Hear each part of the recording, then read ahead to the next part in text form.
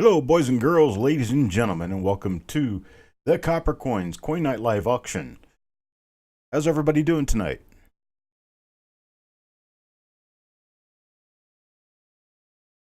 I see a lot of people are here.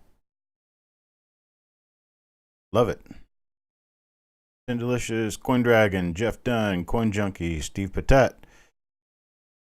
I can see that Bill Betts was here, Sissy Atwell, Coin Junkie, Jody, Hidden Numismatist.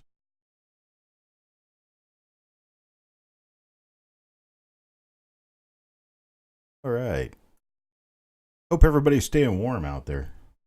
I understand the United States is under a cold spell right now. And, well, North Carolina is no exception to that. It hit 70 degrees today, but it's back down in the 50s now. That is unusually cool for someone from Florida. But here we are. Brian Waddell, how you doing? Paul Hampton? Well, we do have a mighty large list of items to get to today. And we do have everything up online at coppercoins.com/auction. You go there, and you can see all of the different things we have up for auction today. Now, if you happen to see blank spots there, just hit Control and F5. And that'll force refresh the page for you. Make sure all those images load up. Hello, Victoria. Deep South Coin Scout. Sing J. Pretty much everybody should have gotten a package by now. If they didn't, it simply means that it's been held up by a day in the mail. I mailed everything out on Monday, including the monthly packages. I'll wait until everything really gets going before I talk more about that. Hello, Robert. Mr. Dowdle.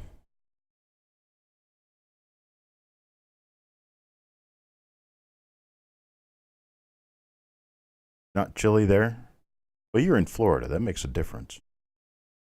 Hello, Penny Parent. Wait for everybody to get started here, and I think we should go ahead and get moving.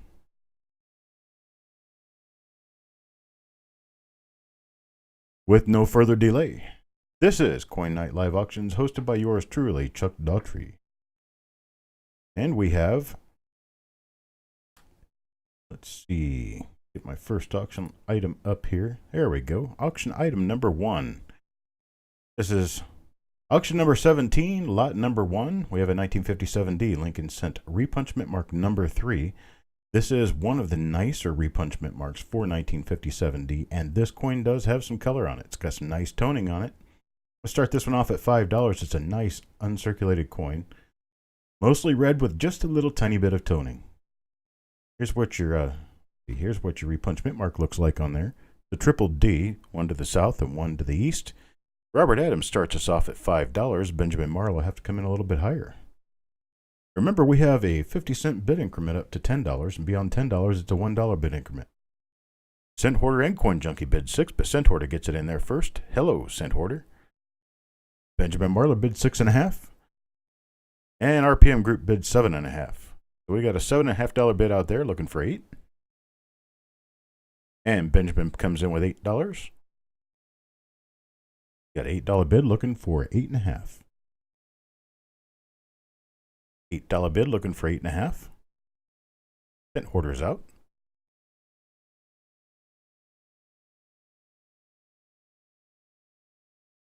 Even you for sure have a package headed for you. I know that.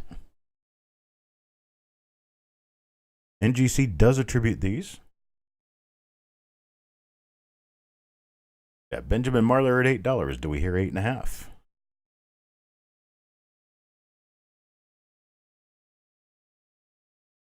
We're counting it down. Going once to Benjamin Marlowe for $8. Need 8.5. And Robert Adams bids 9. Robert Adams gives us a $9 bid.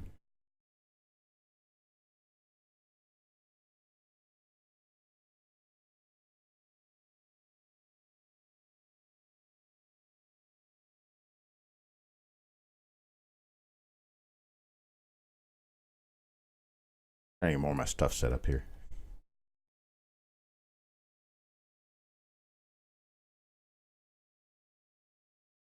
42 lots tonight. I have 42 lots for auction. I'm going to try to keep it up with that pace. Going twice with Robert Adams at $9 and sold to Robert Adams at $9. I appreciate it. Thank you very much. Hello, America Silver Patriot. Let me bring up the next auction item. We have a 1957D repunchment mark. This is RPM number 6. 1957D RPM number 6. Now, if you're wondering what that looks like, I did take a picture of the coin up close, and that's what it looks like. You have a nice south repunchment mark that is rotated just a little bit. Let's start this one off at $5.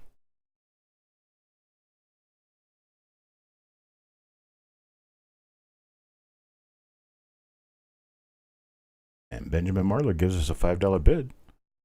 Here's the whole coin again. This is a choice to gem BU. It's got a really nice obverse. The reverse is a little spotty. Not too bad, though. Bingo. Hello, Bingo. Comes in with an $8 bid. So take a look at the coin again. Or look at the RPM again. We're just looking at the coin. You can see that nice south spread on this one. We have an $8 bid. We're looking for an $8.50 bid.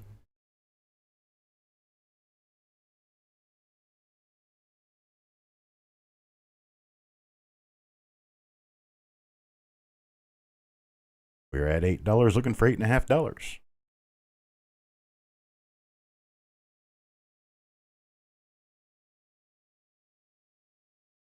And we're ready to count this one down. The Bingo Brian at $8. Still looking for $8.50.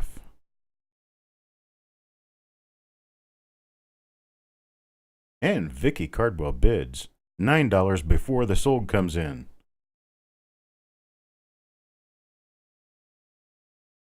Vicky Cardwell gets a $9 bid in there.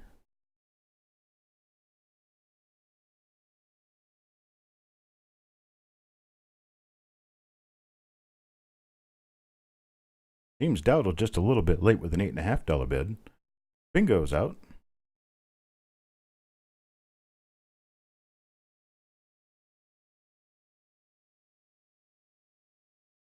And James Dowdle comes in with a $9.50 bid.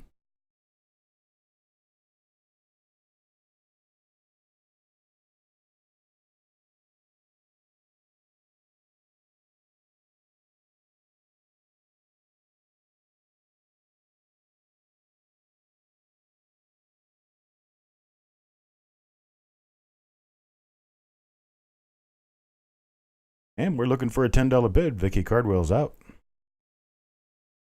We're going once. James Dowdle, $9.50. This is about half what they generally go for.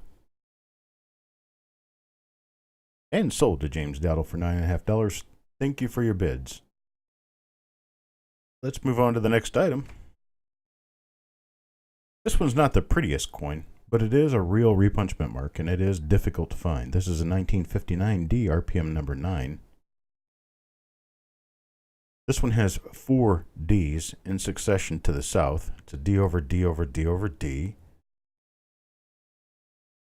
Make ourselves tired saying that. Start this one off at $3.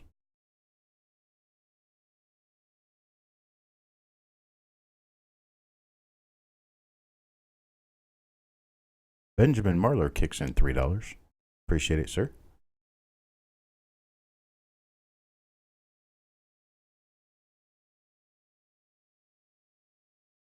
The whole coin again. You can see that there is a rather large spot on the reverse.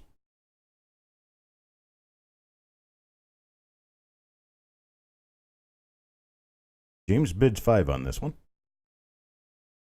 Here's the RPM again. I have carried very few of these in any better condition than this. I've had a couple of uncirculated ones. I've seen a couple of other uncirculated ones, but they're just not common. Benjamin throws a $5.50 bid on there. These are very difficult to find. It's true.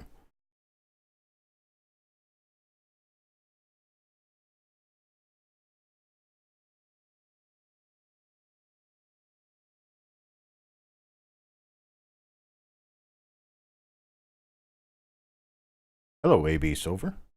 Bulldog bid $6.50.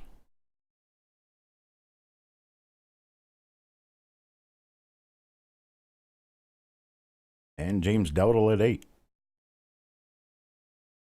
You'll hear nothing of that bid. Benjamin's out. Thank you, Benjamin.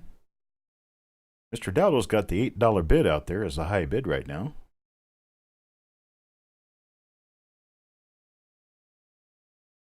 And Bulldog comes back with an $8.50 bid. Somebody's got to break soon, but we're looking for a $9 bid. What's 50 cents among friends, right? $9 bid. James Dowdle gives us a $9 bid. We're looking for 9.5. Anybody give us 9.5? James Dowdle's currently high bid at $9.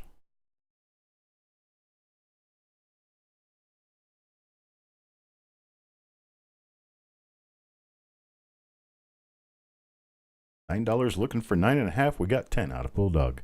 Now we got 10 looking for 11.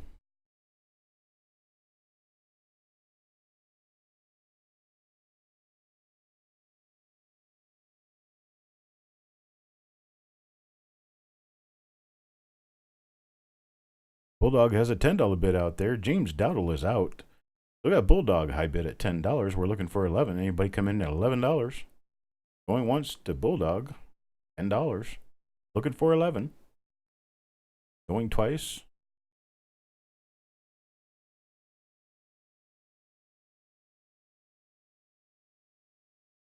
And this one sold to Bulldog for $10. Thank you, Bulldog. Now we have our next one. This is 1959 DRPM number 17. This one's a little more difficult to find, and this one is a pretty nice coin. I'll show you the RPM up close, and then we'll jump back and look at the coin again, because you can actually see this one almost with the naked eye. Benjamin Marler gives us a start on this one at $4. Hello, Cuds RS. SM Fritz, good evening. Let's go back and look at the coin. Now, if you look at the obverse of the coin, look at the mint mark area, you can actually see the doubling on the mint mark just by looking at this photo. I'll take you back over and show you that doubling one more time. Really nice tilted repunch mint mark, meaning there is no primary mint mark because the mint marks are tilted with one another. So there's no telling which one of these was punched first or harder. They're both about the same depth, and they're just rocked right on top of one another. Very, very good illustration of this in this particular photo. Caught the light just right to show you both of the two different mint marks on here. Bingo comes in with a $10 bid on this one. Jeff Dunn comes in a little late with a $5 bid. Go back and take a look at the coin again. Mr. Patek comes in at $13.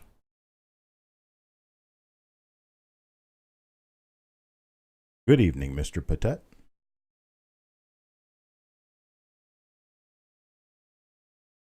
And Bingo hits it again with 17.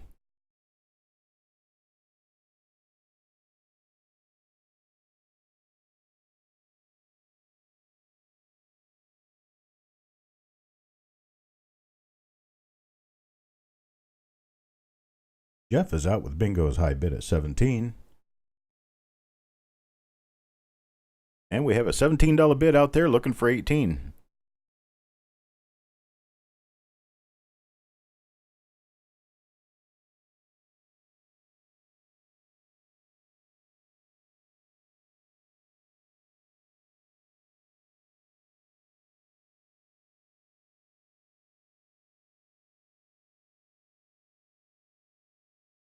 I'll tell you what I'm going to do. Let's stop the bidding right there. Just end the bidding.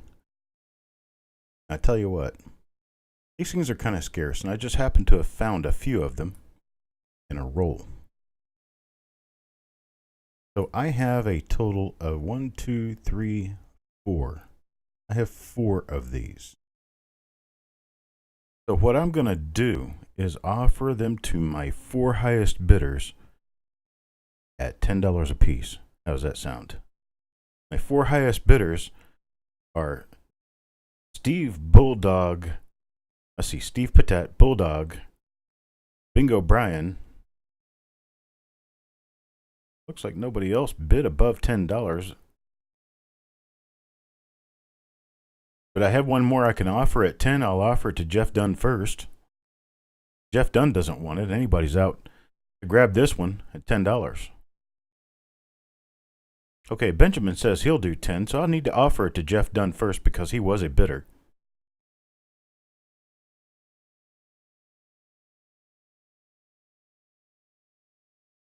Just a little bit higher than Benjamin was.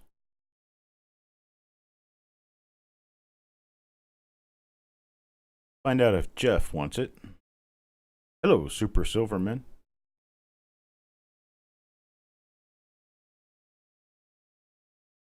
Okay, Jeff will take it at 10. Benjamin, I'll try to remember you if I find another one of these.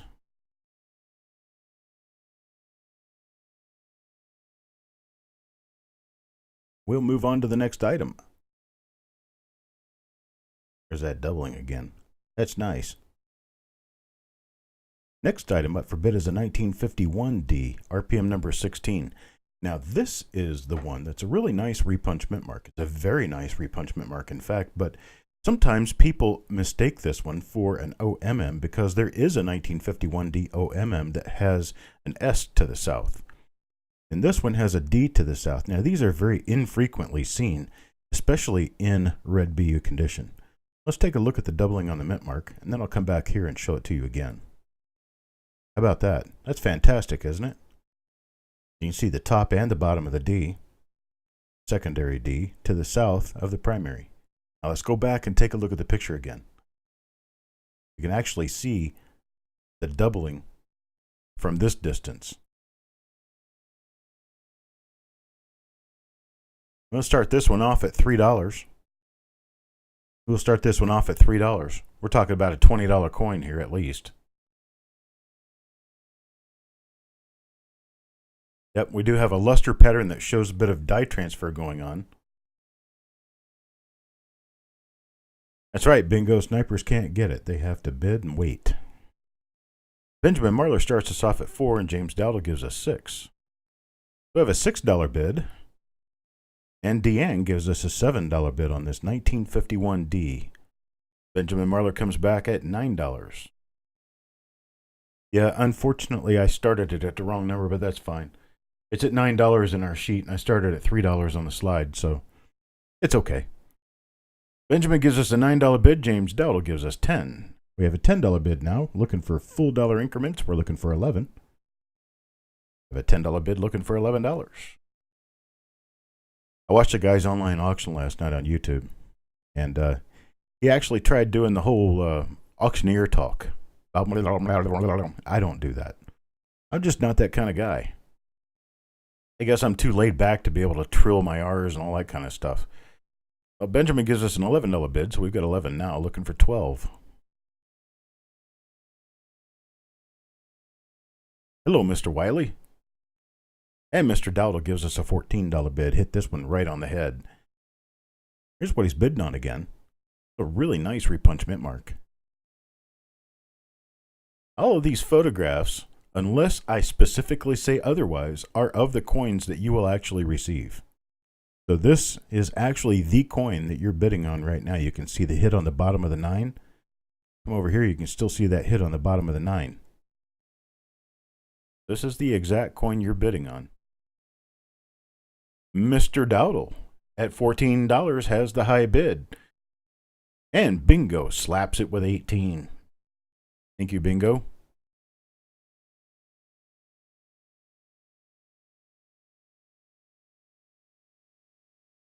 Here's a coin again.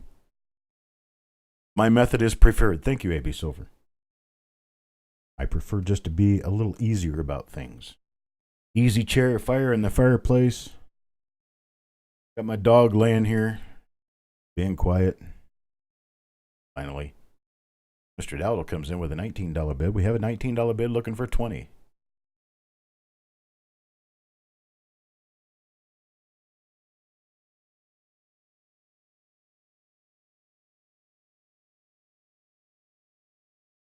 And Bingo Brian hits that one at 25. Sherman's laying underneath my desk. He's all comfy down there in the warm. It's actually kind of chilly to him outside right now. Of course, he's from Florida, so he's not used to ever seeing the temperature drop below, 60 degrees. And here it is in the 50s.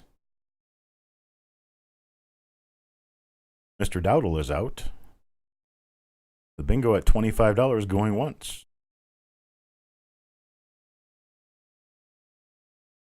Looking for a $26 bid. Going twice.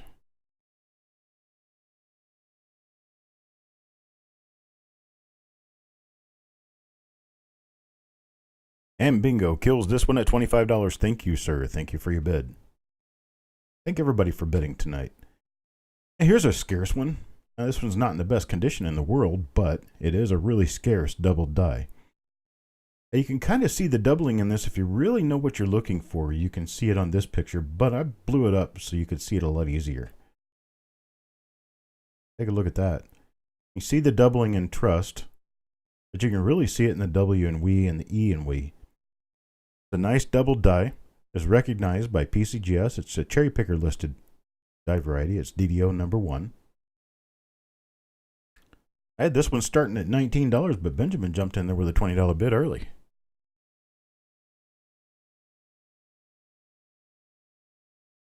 Oh, hidden. I'm diabetic. I can't do the chocolate, so I make it like dark cream coffee. The way I like looking at it, dark cream coffee. Bingo Brown comes in with a $29 bid, knocking Benjamin out of the water. We have a $29 bid on this one, looking for $30.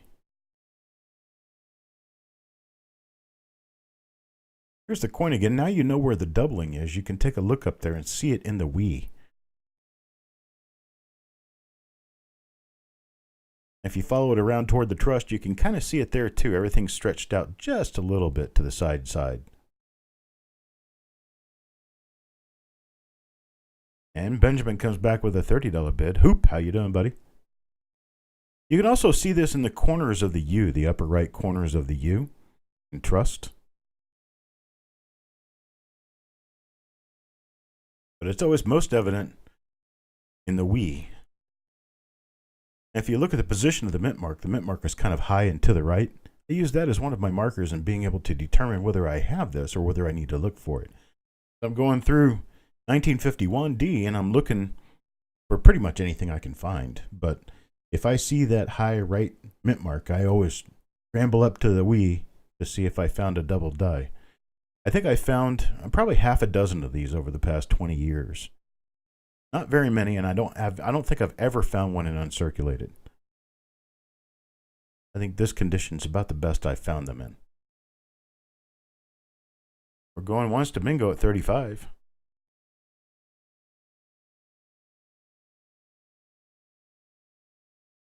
And twice to bingo at 35, looking for 36. And Vicky Cardwell comes in at $36.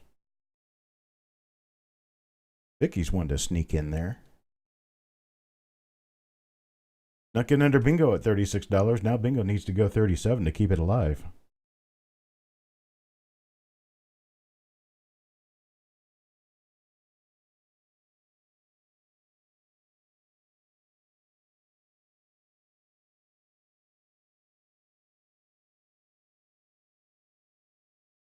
And bingo bids 40.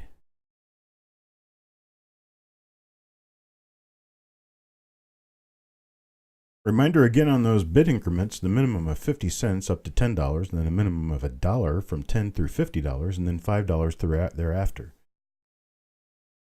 So if it gets up to $50, if anything ever gets up to $50, your next bid has to be $55 to keep it going.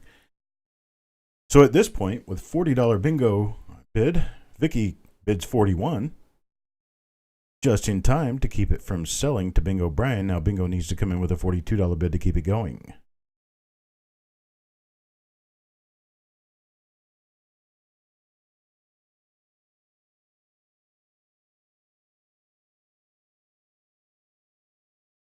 I think maybe after I live up here in the north a little bit longer and go through it one entire chilly winter, I'll start talking faster.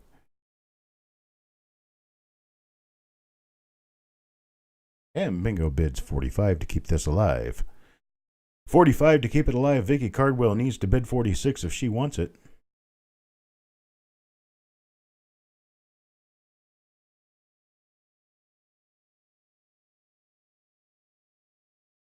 And Vicky's out.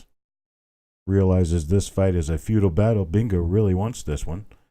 So he's got it at 45 going once.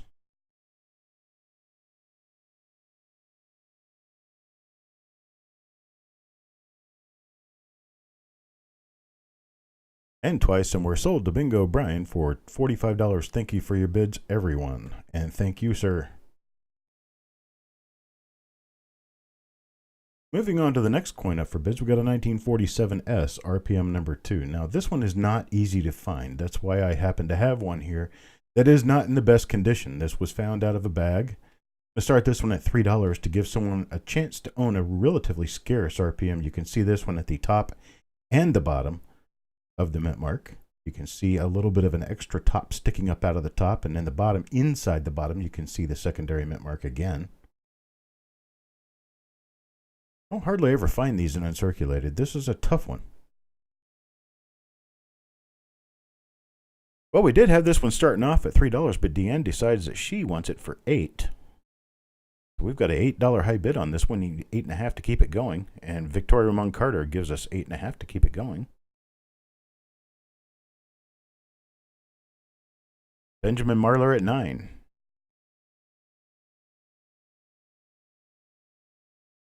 James Dowdle bids $10. And Victoria comes back at $11.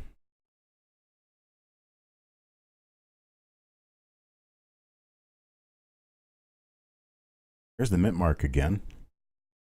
It's an interesting combination of S mint marks here. We have 2 mint marks to make up 1. That's why we call it a repunch mint mark. The end bids 12 to keep it going.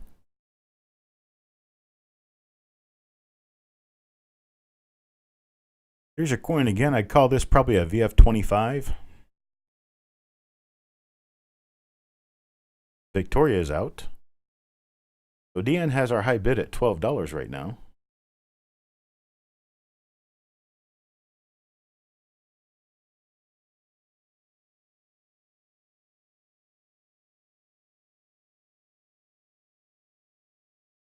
Deanne at $12 going once. We need $12.50 to keep it going.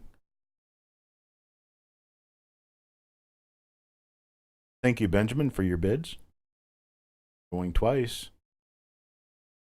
We're getting close, all in, and sold to Deanne at $12. Thank you very much for your bid. Let me move on to the next coin. Check this out. How often do you see Reddish Uncirculated 1932 Lincoln cents? This one's got luster. It's a beautiful coin.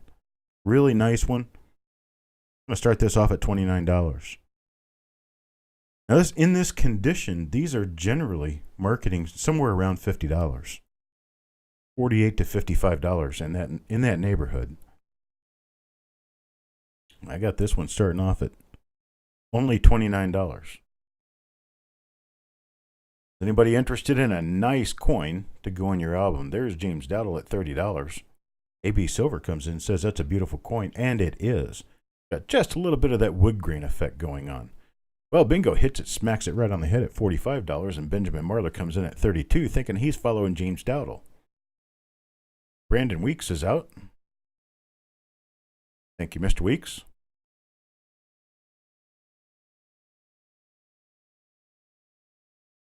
So Bingo Brian has the high bid of $45 at present. Coin Dragon bids his eyes. Mr. Dowdle is out. Can't afford more than his eyes. We're going once. Bingo, the high bid at $45.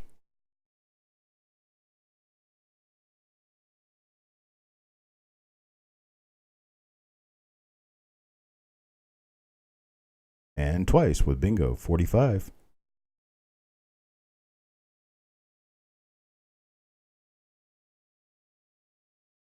And sold to Bingo Brian for $45. Congratulations. Take a look at the next item. Here's a 1930s Lincoln cent. Now this one's got some luster on it. It's a nice uncirculated coin. It's a really pretty one for $8. Talking about a 1930s for $8 here. An uncirculated coin, doesn't have any wear. Has a little toning on it. Victoria comes in with an $8 bid. She can see the value in getting an S-Mint coin made 1 year before the key date, 1931S.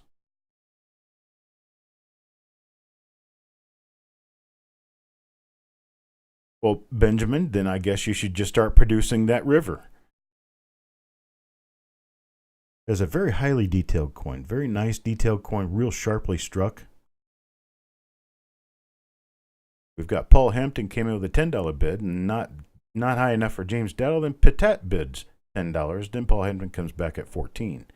Then Victoria comes in at $15. Copper Kingdom is in the house, comes in at $16. So Copper Kingdom's $16 bid is a high bid right now. James Dowdle puts an end to that, comes in at $20. Vicky follows up 17. Not on James Dowdle's 20 though. Victoria bids 21. Just to watch James squirm.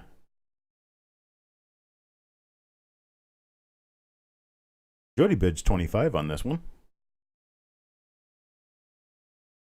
And Mr. Dowdle's at 30.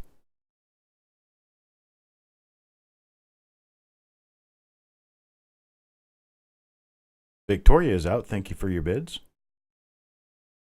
Mr. Dowdle's at $30 on this one.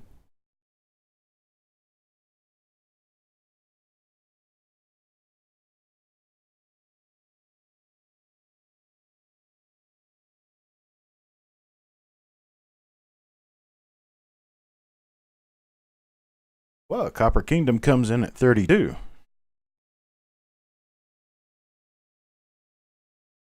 Seems like James can't get a break this evening. James pops 35. Or $35 high bid on this one, James Dowdle. Where do we go from here?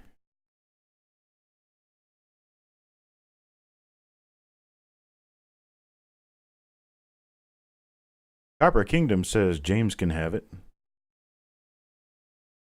Brandon Weeks, if you're new here and you'd like to get in on the bidding, you need to send us an email. Coppercoinspayments@gmail.com. Give us your full name, your YouTube name, which I'm assuming is going to be Brandon Weeks in both cases, and then send us the email address that you want us to use to send you a PayPal invoice. As soon as we get that, you're all good for bidding. James Dowdle gets this one at $35. Thank you very much, sir. Move on to the next item. This is a 1960D repunchment mark number 27. It's 1mm027. Relatively nice uncirculated coin. It does have a bit of a fingerprint on the reverse, but this one's starting only at $8. And these are not very easy to find. This is what it looks like up close.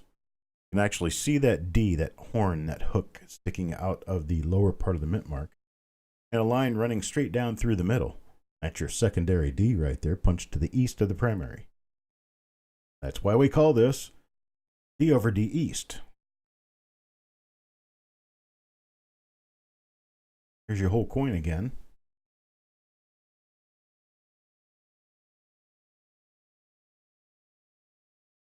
Let's see. This one should be starting at $2. I'm sorry. It should be starting at $2. But you can back that out if you want. We're starting this one at $2.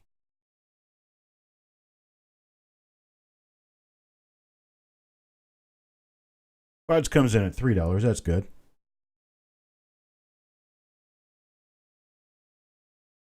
My graphic is wrong. Benjamin bids 4. Hello, Cajun Coin Hunter.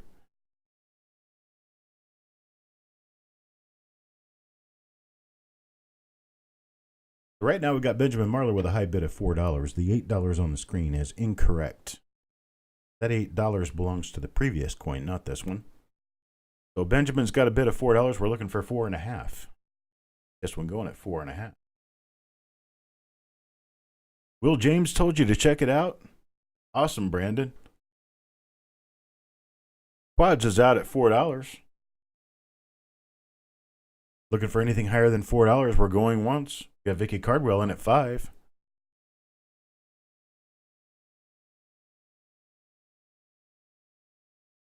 That's right, Brandon. His wife Amber is right here.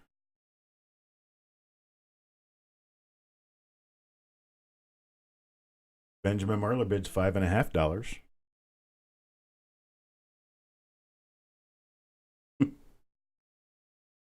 And here comes Will, laying down the law.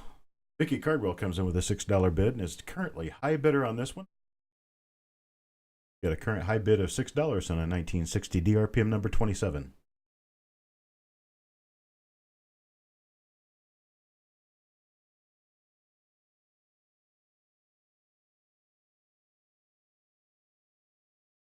Almost like all in the family here, huh?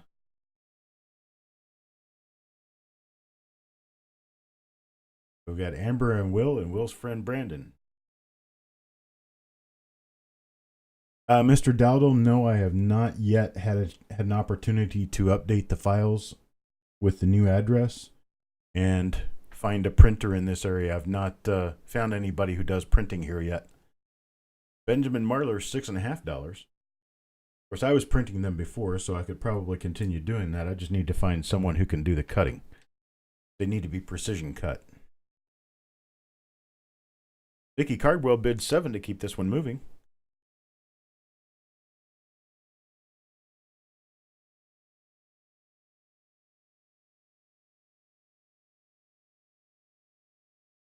And Vicky Cardwell has the current high bid of $7. We're looking for $7.50 to keep this one going. Benjamin Marler is out. Benjamin, have you won a bid yet today?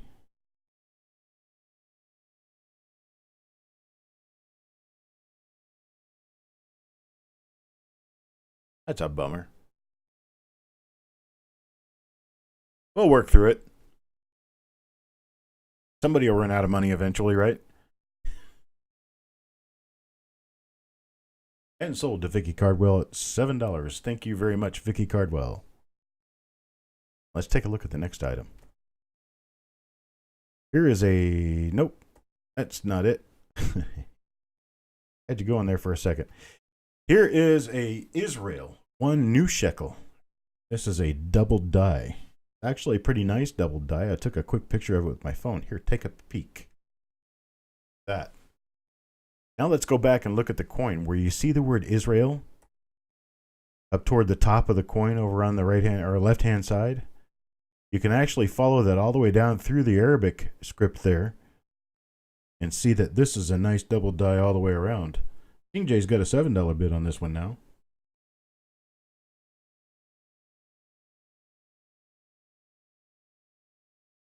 That is very nice doubling. Bill Betts comes back at $7.50. Take a look at that doubling again. Isn't that cute? That's a nice one.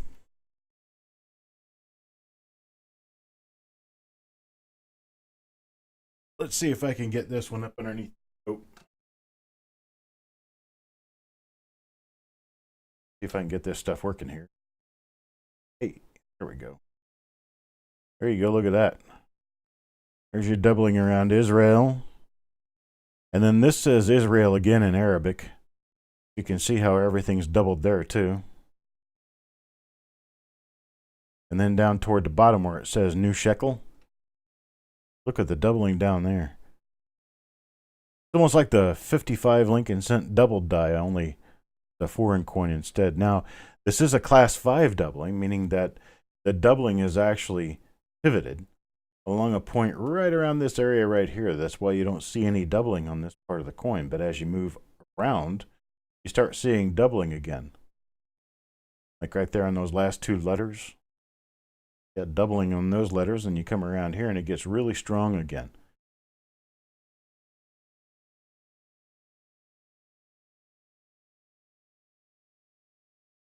Kind of amazing. Really nice double die there.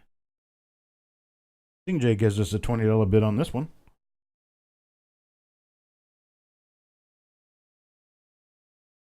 Take a look at the whole coin again. Here it is. It is circulated. It has, I would say probably the wear of an AU coin.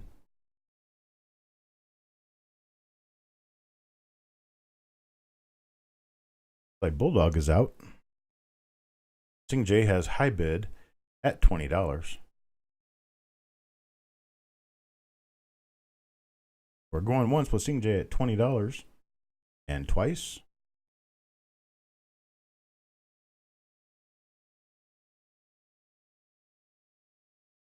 And sold to Sing J at $20. I'm glad you like Sing J. It's your coin. Here's the next one up for bids. This is the 1929S. Coin has just a little bit of circulation. It's got some color. It's like ice cream marbling going on inside of it. Some of that's due to environmental factors. Other parts of it is just toning on the coin. But this is a 1929S, and a nicer AU condition starts at $6. Victoria Moncardo gives us a $6 bid, and then Paul Hampton jumps in at $10.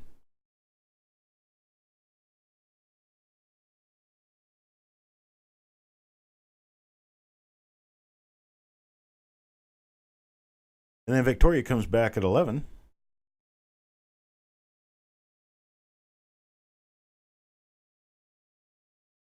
And Paul Hampton at 12. James Dowdle sticks his bid in at 15.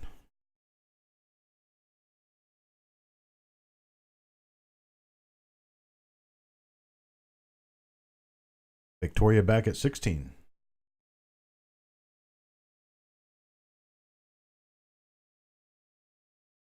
Am I going to Camp Jordan this weekend? Where is Camp Jordan?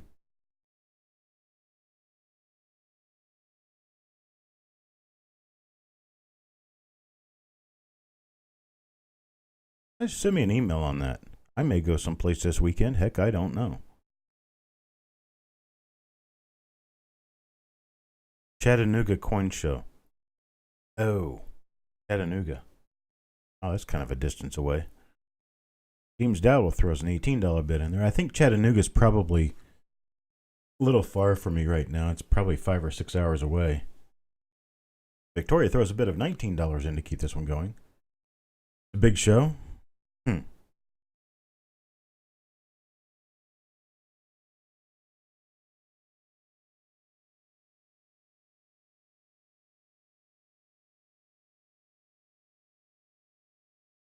I frankly didn't even know it was going on. If it's a big show, it's one that I generally wouldn't even consider because I lived in Florida. But now that I live here, I need to consider more in the Tennessee area. I know on I-40, I'm probably about a 3.5, 4 hour drive to Asheville. Copper Kingdom bids 22 on this one. It keeps it going.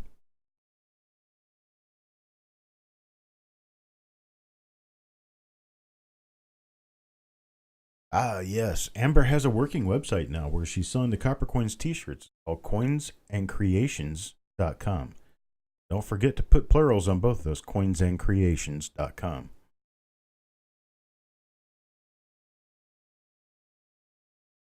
James is out. Victoria is out. We're going once with Copper Kingdom at $22. And twice.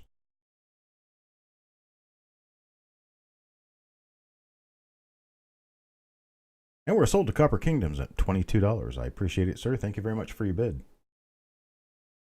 Here's our next coin. This one's wild. A nice off-center coin. It's 10 centimos, which is 10 centimos. Republic of the Philippines. 1974. This is an American minted coin. Nice off-center. You can even see that by the fact that it was minted off-center, the lettering and the way the lettering was minted into the coin actually misshaped the outside edge on what we're viewing as the right side of the coin. One way to take a nice round planchet and turn it into not so round anymore. We got Jody Gomez comes up with a $20 bid on this one, and then Bingo follows him with 15. Victoria bids 21, then Bingo bids 30 almost immediately after. Jody's not playing, but Victoria and Bingo prove that they're not playing either, and Sing J folds right away.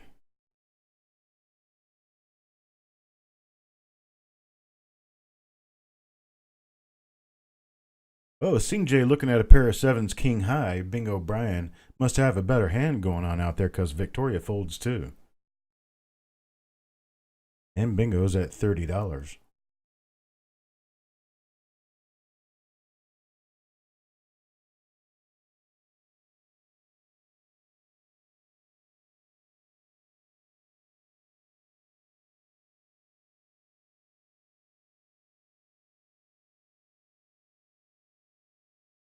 Leaves Bingo just laughing. Got Penny Parent going once, with Bingo sitting on top of the stack at $30. Going twice.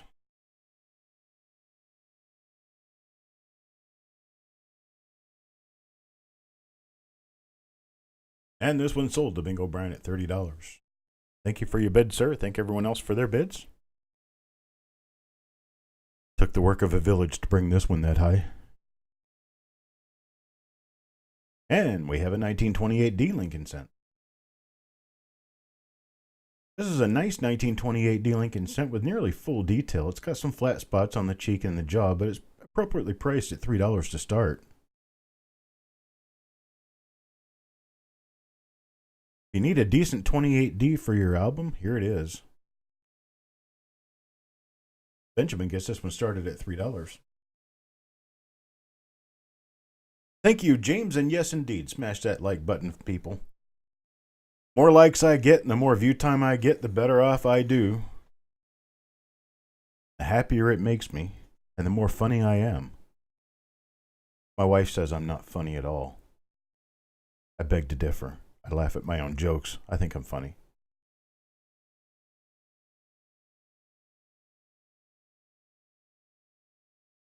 Well, Paul Hampton currently has the high bid of $6 out there.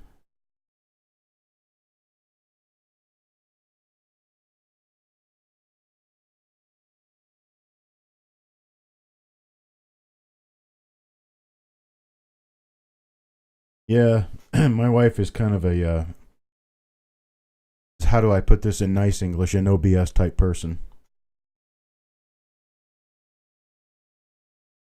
She doesn't laugh very often at my jokes. She laughs at me, not with me. That doesn't help me a whole lot. But you know, since I don't really notice the difference, anytime she laughs, I just like it. The Victoria $8 bid, Paul Hampton comes in right behind with another $8 bid. Then Paul Hampton tops it with $8.50 to make sure he's on top. Then James Dowdle comes in and smashes him at $9. Looking for a $9.50 bid to keep this one going. And Victoria is out. Out, out, out. And Mr. Dowdle comes in at $9 bid, has a high bid at $9. Looking for $9.50. And we're going once with James Dowdle at $9 on this 1928D Lincoln cent. We're going twice with James Dowdle at $9. And sold to James Dowdle at $9. Thank you very much for your bid, and thank you everyone else for your bids. Next item, check this one out. It's at 25 centavos from the Bank of the Philippines. This will add to your Philippine error coin collection. You'll notice that you've got a clip right under where the date would be. I believe this is either a 1963 or a 1968, possibly 1962. You can also see over on the bottom right hand, or actually bottom left hand area, on the obverse, which is the side with the date, you see another small clip, another partial clip. When you flip the coin over, this is a coin turn coin because it was a United States minted coin. You can see right above the word bank where that weakness is on the other side. So you have actually two clips on this coin. You have the larger clip and a very small clip. Benjamin Marler currently at a $5.50 bid. 5.5, half. 5.5, half, looking for 6.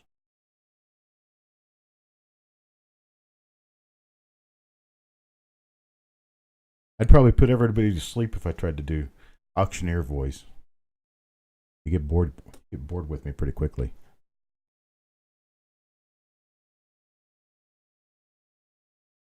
Some awesome sauce. And we're going once. Benjamin Marler at a $5.50 bid, and cent order comes in at $6.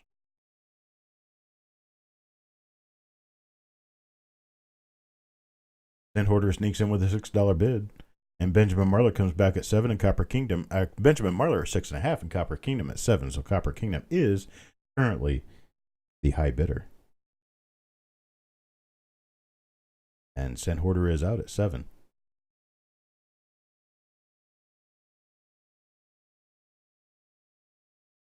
Hello, Blues.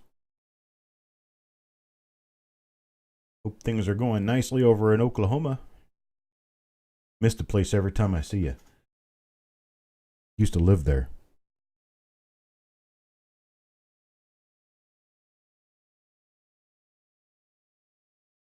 And we're going twice at Copper Kingdom, $7.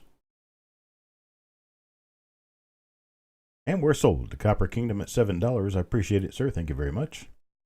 I'll move on to the next item. Here is a 1925S Lincoln Cent. This is RPM number 1. Now you can see the repunch mint mark in this photo, but if you don't really know what you're looking for, I'll bring up this one. And you can look to the south of the mint mark for an extra south curve. You see half of another S mint mark sticking out of the bottom of the primary mint mark. Now let's go back and take a look at the picture again. You'll be able to see that bottom curve. You can see it underneath the mint mark. This one's one of the nicer repunch mint marks in the early Lincoln Cent series. There's also another one, RPM number 3. RPMs number 1 and number 3 are about equally distributed. They're both a little difficult to find. And honestly, when you find them, sometimes you actually have to go back to the books to be sure which one it is, because they are very similar to one another. James Dowdle is in there with a high bid right now at $22. And Victoria comes back at $25. We'll take a look at that RPM again. Isn't that sweet? It's really nice.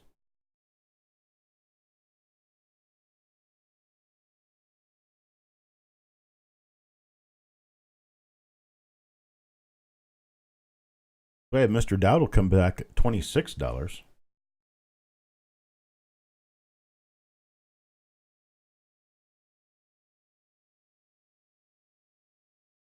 And Victoria with a $27 bid.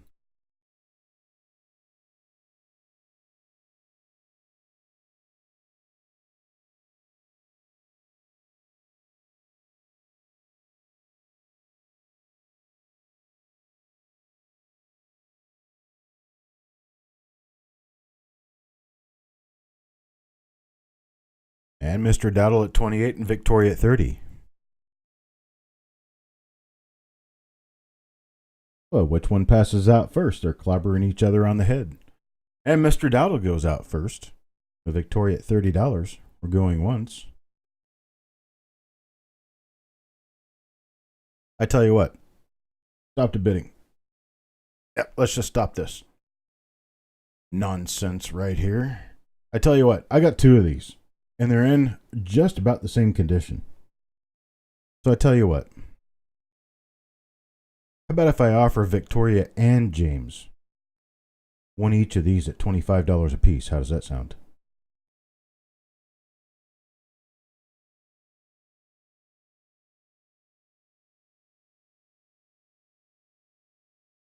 Like that idea? Victoria likes it. What about you, James?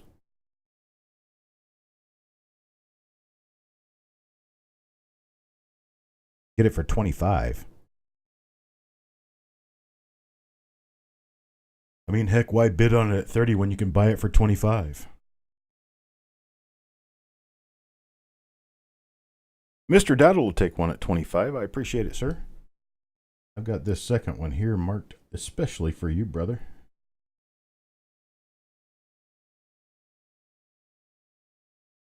Okay. Well, there we go. Let's move on to the next item. Thank you very much for your bids. We have a nifty 1919S Lincoln Cent here. Boy, if this has any real wear on it, it's certainly hard to see. This thing has a very, very nice amount of detail. Very, very little wear. Peak is still round. They just have a little shift in color. And cent hoarder starts us at 10. SM Fritz comes in at $10. And Hidden Numismatist at 11. Hidden, I sent you a package the other day. You want to get your long-awaited stuff. Cent hoarder's got $14 bid in on this one. And Paul Hampton at 20.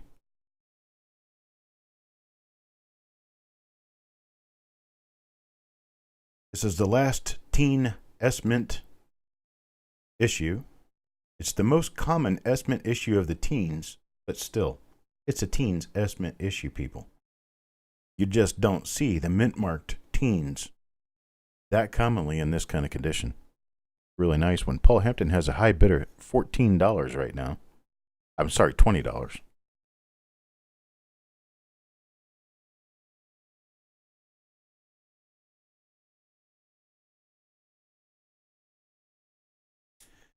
Victoria comes in at $21.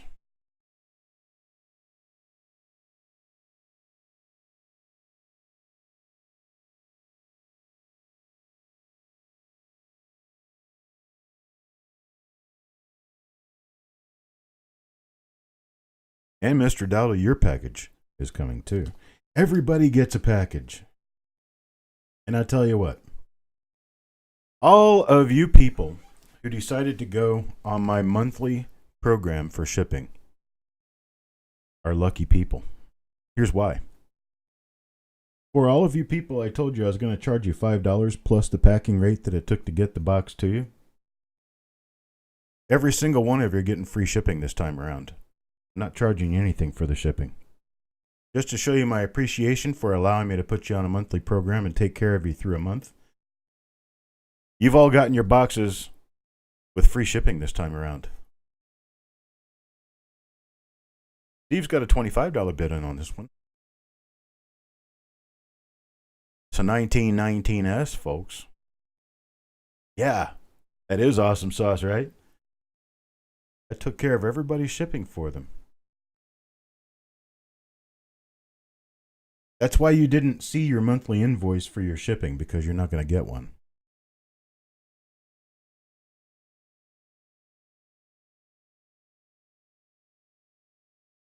Paul Hampton's out, $25 bid. And Penny comes in and says, going once. Mr. Patat at $25, going twice.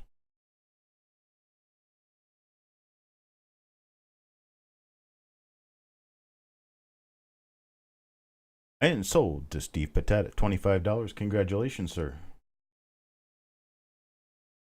We'll take a look at the next item up for bids.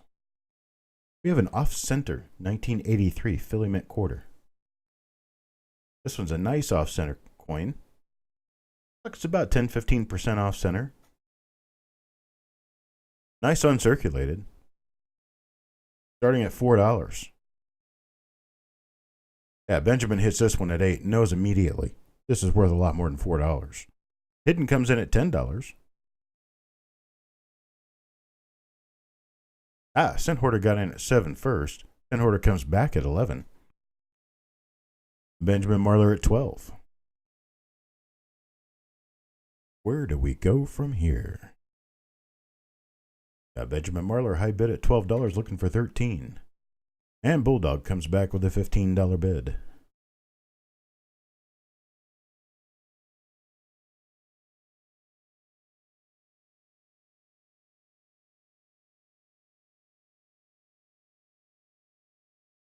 Bulldog's got the $15 high bid on this one right now. And Penny Parent scrambles to keep up with a high bidder.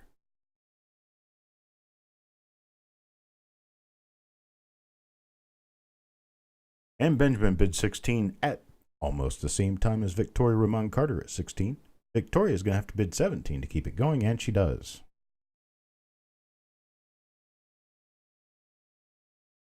Hello, Stephen Dallas. Benjamin's out. So Victoria's bid at 17, currently has it.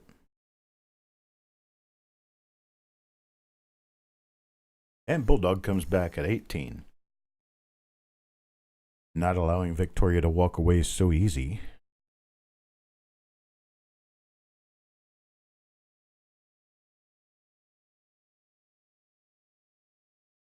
Victoria's not afraid of a Marine though, right?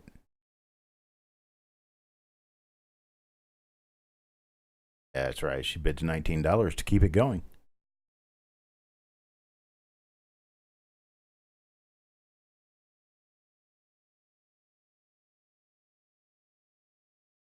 You are right, 1978 is a tough year. Actually, 1978, there's not even any known.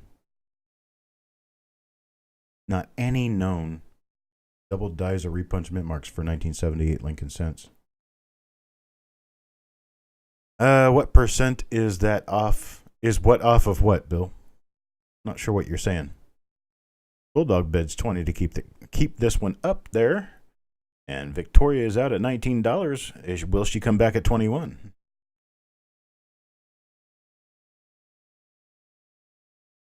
Oh, off center. I was thinking money. I wasn't thinking I have. I'm going to go with about 10%. I know there's a way to mathematically calculate it, but it looks about 10. And that's what Steve Elliott says, so I guess I'm right. And this one sold the Bulldog at $20. Take a look at the next item. Next item that we have up here is a 1960D, RPM number 47. The repunchment mark number 47. Now, those stripes that you see are actually part of the planchet. Those were not put on after the coin was struck. So everything you see there was part of the metal that the coin was minted on. Now, you may or may not be able to see the repunch mint mark as you're looking at it here. When I show you this, you'll be able to see the repunching. And then I come back to here, and you'll actually be able to see it, because you know what you're looking for. Very nice, subtle wood green. Pretty looking coin. Victoria bids 3 to come over Benjamin's 2. So Victoria has the current high bid at $3. I taught, putty tat. And Benjamin Merla comes back at $3.50. I did, toa putty tat.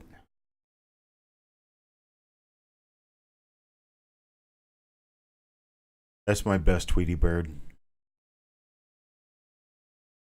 And Victoria comes back at $4 to keep this one moving.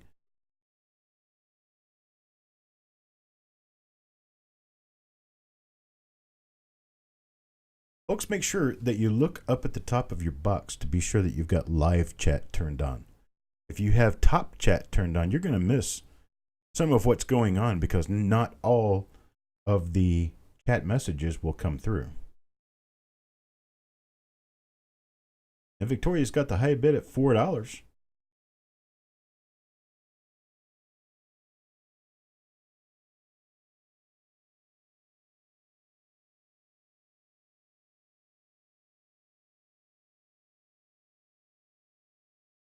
So you still see all of them either way. Numismatic Picker.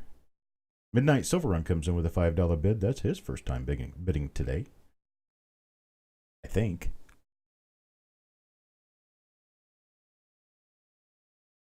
Okay. Well, on my screen, they don't. So I don't know what's different. Victoria is out with a $5 bid. Midnight Silver Run. Looking for 5.5. Going once to Midnight Silver Run at $5.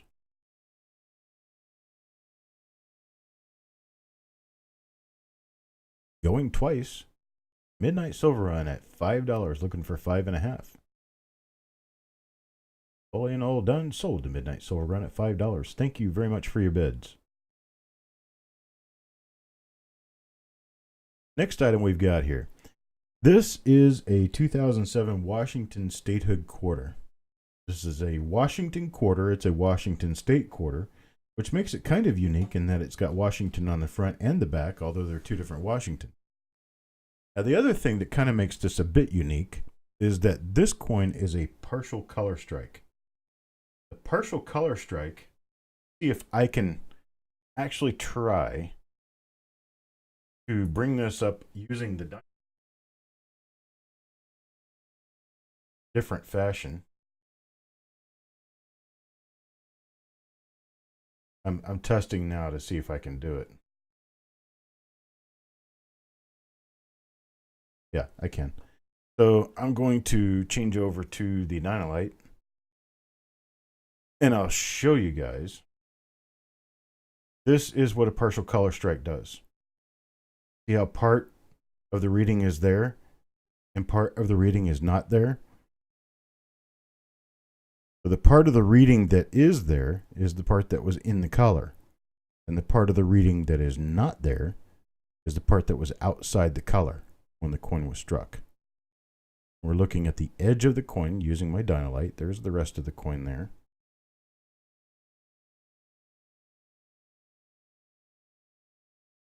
Keep going around a little bit, and this part was almost completely outside the color. Keep going around, you can see that the color comes back and makes an appearance right about here.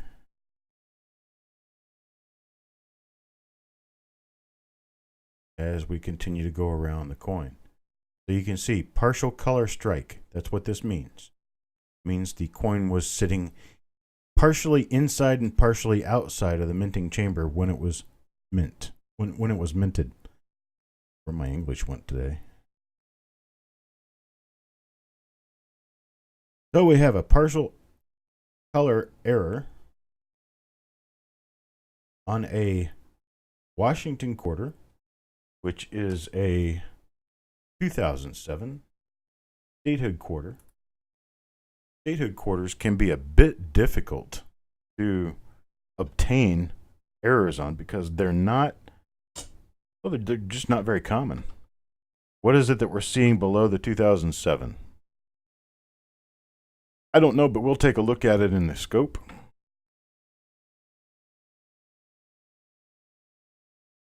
The 2007, below the 2007. Is that this that you're talking about? That's part of the partial color strike.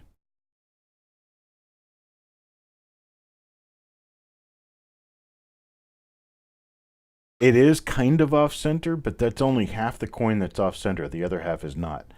If you look, the reverse looks like it's kind of off center, but the obverse looks more or less normal. The reason for that is because the reverse was the part that was sitting up outside the collar and was able to expand farther than the obverse did.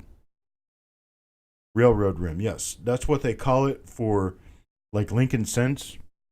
When you have a partial color strike Lincoln cent, you're going to end up with what appears to be like the edge of a railroad wheel. Like if you look at a railroad car, you know how the wheels are larger on the inside than they are on the outside, so they stay on the track. Well, that's what this kind of looks like when you look at a Lincoln cent that's been struck like this, partially in and partially out of the collar. The part that's out of the collar is actually broad struck and it pancakes out. And the part that's in the collar is properly retained like it's supposed to be.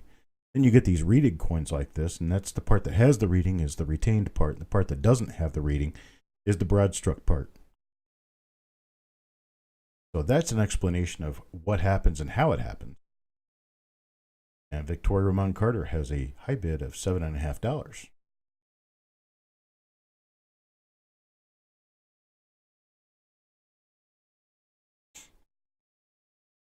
And I just think it's interesting that this is the coin that has a figure on one side and a representation of a state on the other side that was named for the figure on the front side. It's just kind of cool. Steve Patet, $10 bid.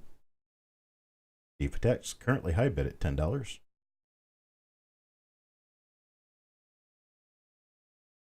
But that little thing that you see below the 2007 is just how the light is catching it. But it's this little spot where that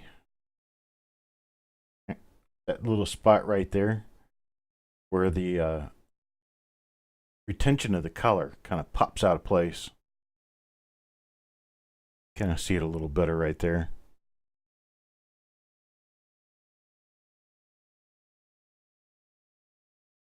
Come on across.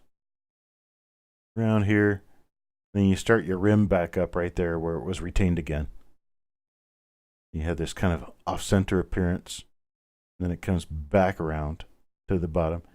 So that what you were seeing in the photograph of the whole coin, kind of that spot down below the BU of Pluribus.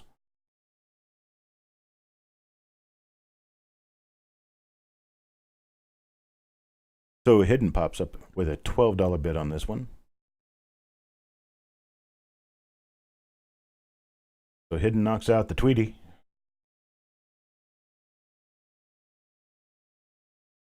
Bella's dad, a.k.a. Phil, how you doing? Victoria comes back with a $13 bid.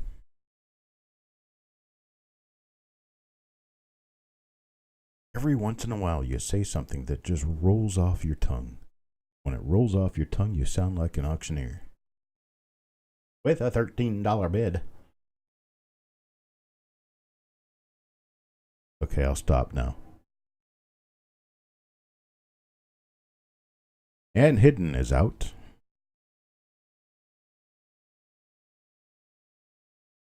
Still have a lot of items here to get up to auction. We're at lot number 20 right now. We've got 42 lots tonight, and then we've got our row reveal sales.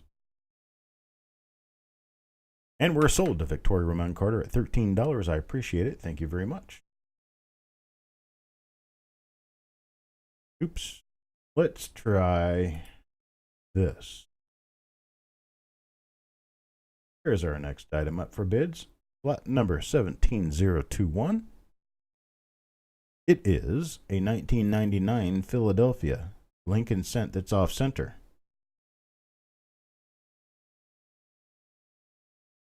In really nice condition. Cent Hoarder comes in with a $7 bid to get it started, then Hidden Mispetus follows him with $8.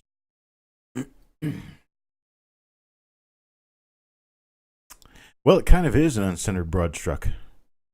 An off-center and an uncentered broadstruck are actually the same thing, I do believe. Jody gives us a $10 bid on this one to keep it going. Will James says it's a beautiful coin. Thank you very much. And Stephen Dallas is lagging. Steve, you need to refresh, brother. Hidden Numismatist is out with Jody's $10 bid, and Jody's high bidder at $10.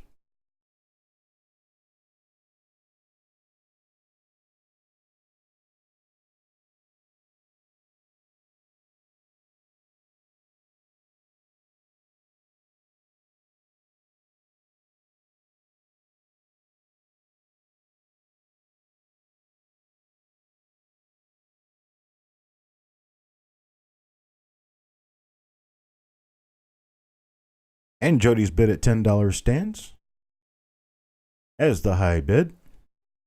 Need 11 to keep it going. Penny Parent says going once on this one.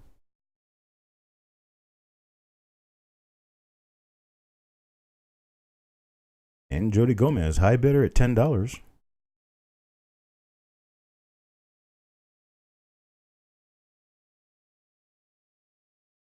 Okay. I'm not really sure, tell you the truth. I think it was explained to me by Mike Diamond one time that anytime you have a strike that's out of color, if it's on center, it's a centered broad strike. If it's off center, it's an off center broad struck. This one could actually be multiple struck too if you take a look at it carefully, like the split plating around the edge of the memorial. That tells me that there's some chance this could be multiply struck. Patek comes in with $11 bid.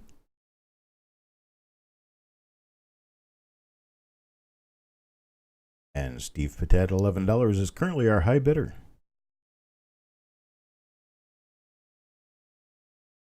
That is pretty dramatic.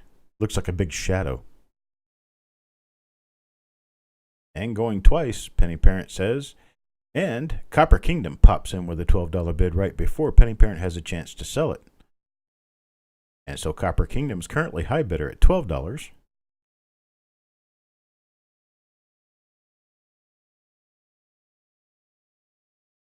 Steve will have to come back at 13 if he wants to keep it.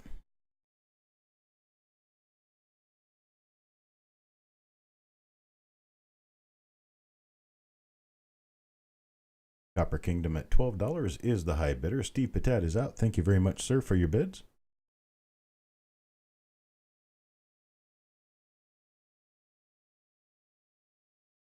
And James Dowdle bids 13.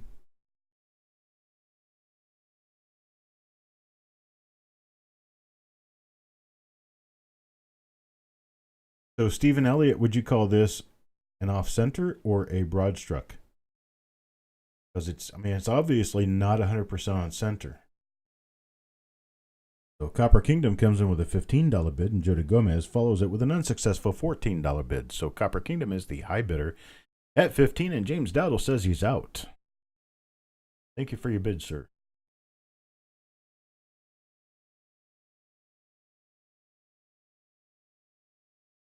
So Stephen Elliott calls this a broad struck because it shows nearly all of the details.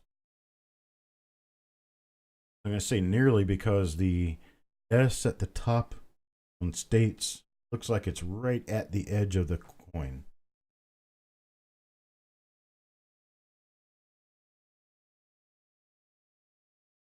So we're going once with Copper Kingdom at the high bid of $15 and now going twice.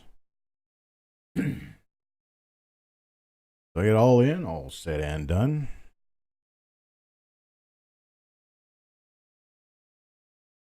And Copper Kingdom wins this one at $15. I appreciate your bids. Thank you very much.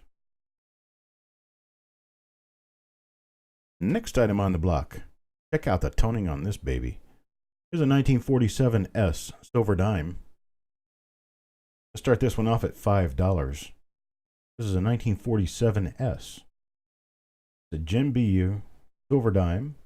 Nice luster, nice color, and nice toning. CJ has the high bid at 10. And AB Silver comes in immediately with, CJ had $8, AB Silver at 10, then Hidden Numismatist at 11.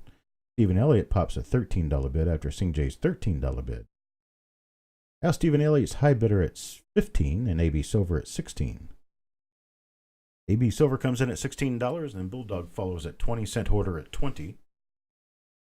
Bulldog at 17, Silver Hoarder at 20.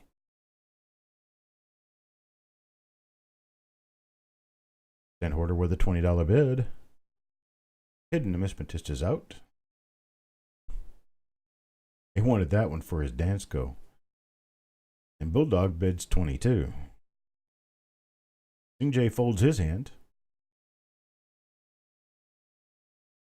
And Bulldog is high bidder at $22.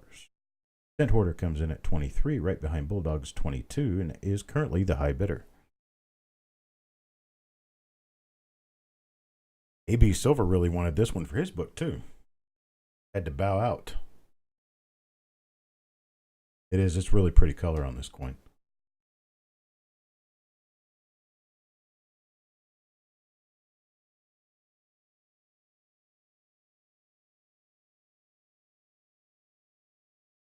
So Steve says, nice coin. Elliott out. Over and out, Captain. Bulldog, the Marine, comes in at $24 for a high bid.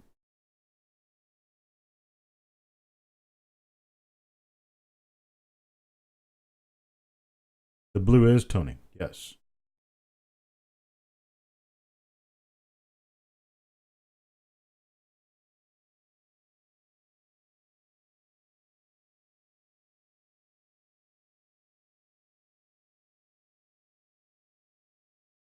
It is a tempting coin, is it not? Cent Hoarder pops $25 bid. Tempt no more. Tempted for all of about 3 seconds. So Bulldog loses his $24 bid to Cent Hoarder's $25 bid. We'll need 26 to keep it going. Bulldog's out.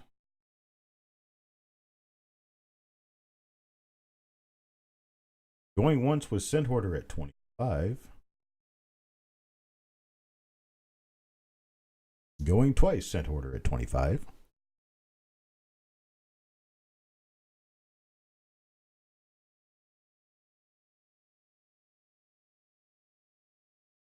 And we're sold to Cent Hoarder at $25. Thank you for your bid, sir. If that was a Lincoln on the silver planchet, I'd be all over it. Well, yeah. Die brown soda, that'd be probably a couple $100 to start. Here's a 1960 small date Lincoln cent. Now, it has been said and reported that these were minted for a very, very short period of time before they moved on to the large date, which is why these are difficult to find. This is definitely the most difficult, other than the 1970 S small date, this is the most difficult of the memorial Lincoln cents to find, and one of the most difficult Philadelphia Mint memorial cents. This one does have a couple of black spots on it. There's a spot up after the D in God, and there's a couple of little spots on the E and the C of 1 cent. That's why we're starting this one off at $2, but Bulldog, well, James Dowdle smashes a $5 bid, and then Bulldog comes back with 6.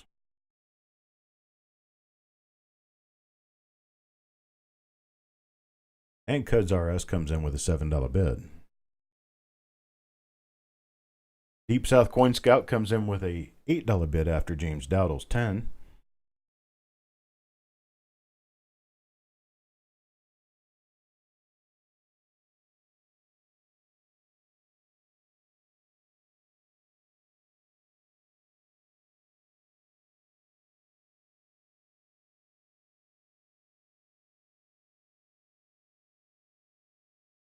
And James Dowdle is the high bidder presently at $10.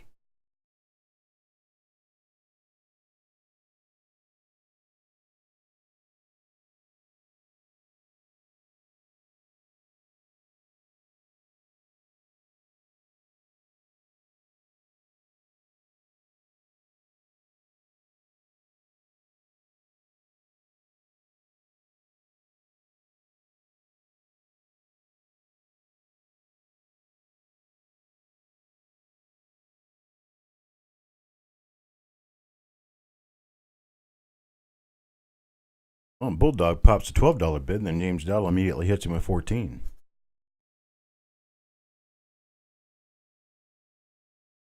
Die Brown Soda is truly a red coin. Bulldog's at $16 now.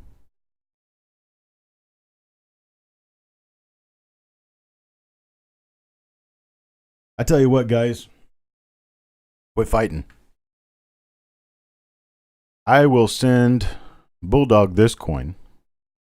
I said that before James bid.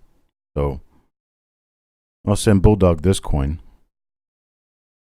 And I'll send James a different one. And I'll send Die Brown Soda yet a different one. All of them are going to be red. All of them are going to be in this condition or better. And I'll do it at $14 a piece.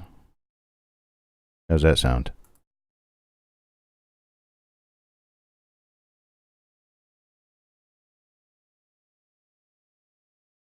An original roll. You want to sell an original roll of those? I'm all ears. I'm a buyer. So between the three of you,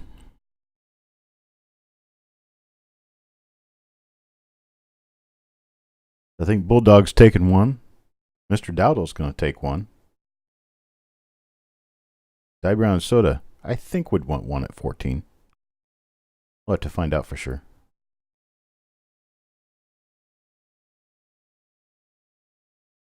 And Die Brown Soda will take one too. Gotta go hunt up my tube. I have a tube with a few of these in it. Okay. I appreciate it, folks. Let's take a look at the next lot. Next lot's a 1948 Lincoln cent. This was a nice lustrous coin.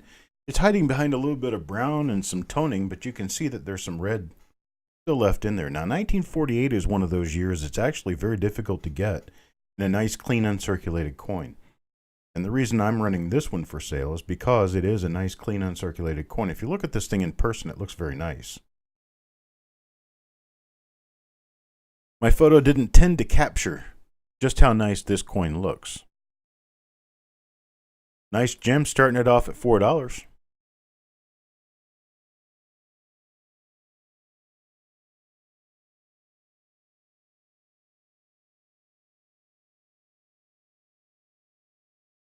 Paul Hampton starts us off at $8 on this one.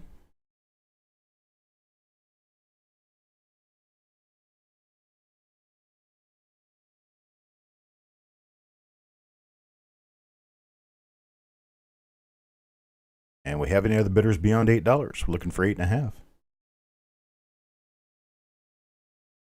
Got 8, looking for 8.5. Not that this one is, but a 1948 Lincoln Cent, a nice MS67 red. Could you believe this? They go for close to $1,000.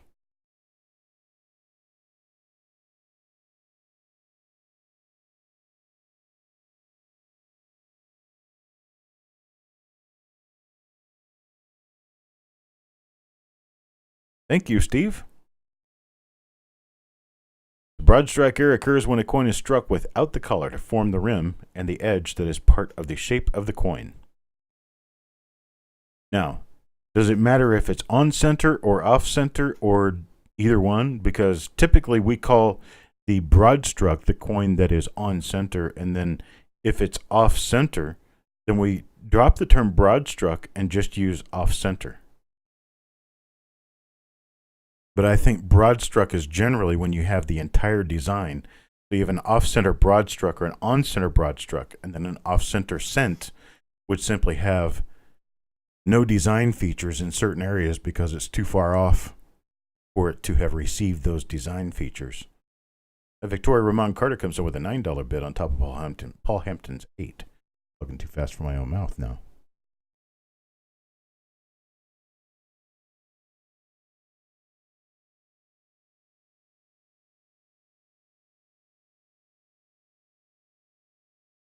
And so Victoria's got a high bid of $9, and they're looking for 9.5.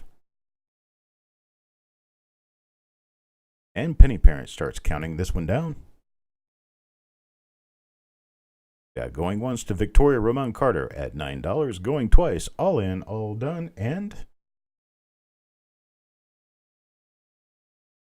with no other bids, Victoria Ramon Carter will be our winner at $9. Thank you for your bids. I appreciate it. Move on to the next item. Here, now take a look at this one. This is a 2000 Lincoln Cent, but this is the wide AM. This is the one that people have been after for all these years. The 2000 Lincoln Cent, wide AM. This is a nice select uncirculated BU coin. Red with a little bit of brown. Few spots here and there, but I'm starting this one at $3. Bill Betts smashes this one at a $5.50 bid.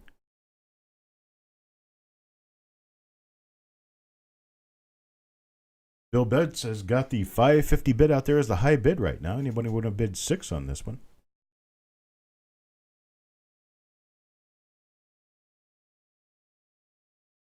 And Midnight Silver Run comes in at $7. Midnight Silver Run high bidder at $7, looking for $7.50.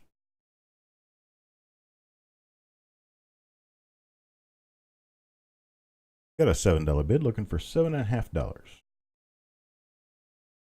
Midnight Silver Run's very selective over how he bids tonight. You can have an uncentered broad strike, but to be a true off-center, there must be missing design elements. Okay, so then this was an uncentered broad struck coin.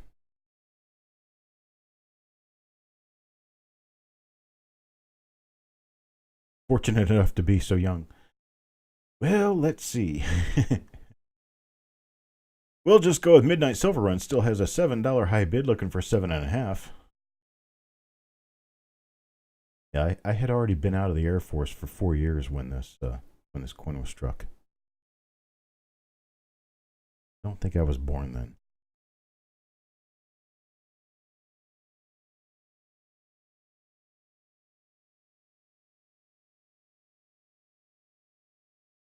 Okay, that makes sense. Sold to Midnight Silver Run at $7. We educate each other as we go along. I definitely appreciate it. Thanks everyone for your comments. Let's take a look at this one. The 1940D RPM number 2. Now this one is a red-brown uncirculated coin. It does have a lot of luster and it's a really nice coin. And for an uncirculated coin, you don't typically see the repunch mint marks. And look at this one. It's a nice repunchment mark. It's a nice north repunchment mark. It's RPM number 2. We're going to start this one off at $9.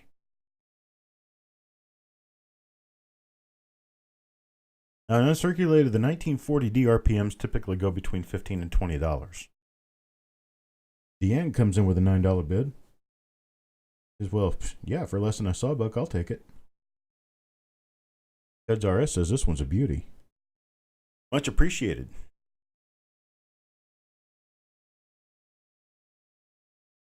Let's take a look at that doubling again. Hey, you got a couple of marks running through the D, but you can very clearly see the repunching to the north on this. So this is 1940D RPM number 2. It's 1mm002. Is a D over D north.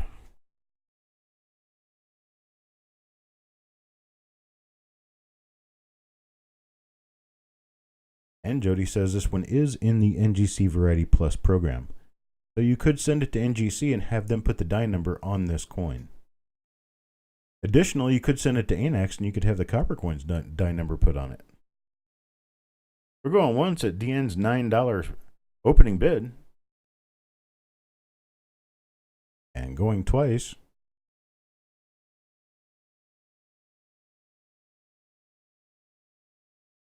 All in, all done, and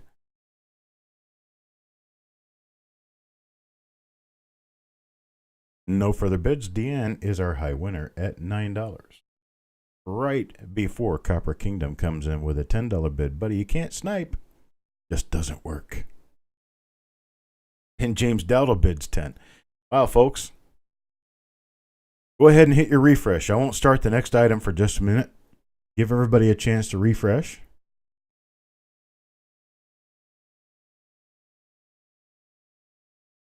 Thank you, Deanne. You finally got a win tonight. It's not your first win, I don't think. No, you've had a couple.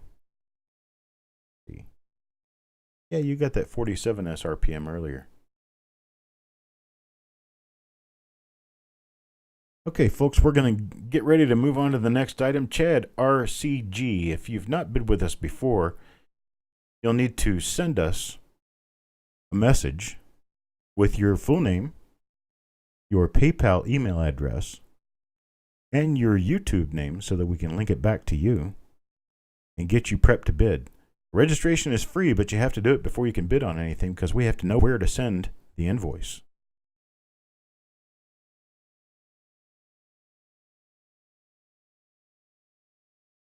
We're on a momentary pause while we go refresh.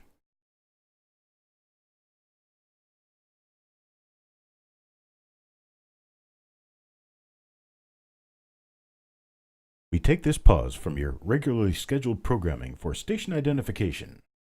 Remember that from back in the days?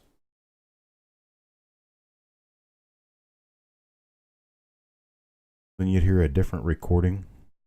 Come on back where I lived in Missouri.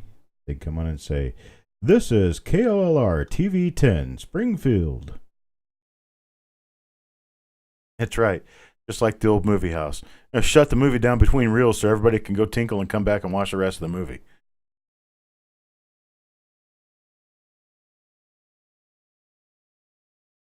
All right, folks. Going to consider everybody back. We'll go ahead and move on to the next item. We have a 1927D RPM number 1, which is also DDO number 1, the Lincoln Cent. Now this one is my favorite repunchment mark. Take a look at the repunching here. Now this is a tilted repunchment mark in the sense that the top mint mark and the bottom mint mark are mixed together such that neither one of them are primary or secondary. So this is a quote-unquote tilted repunchment mark in the sense that you can't tell which one's primary and which one's secondary.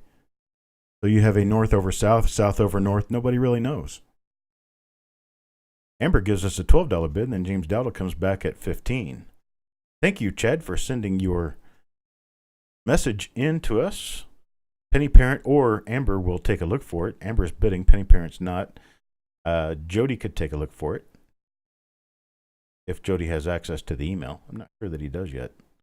Amber bid 16 to keep this one going. On top of James Dowdle's $15 bid, Amber is currently the high bidder.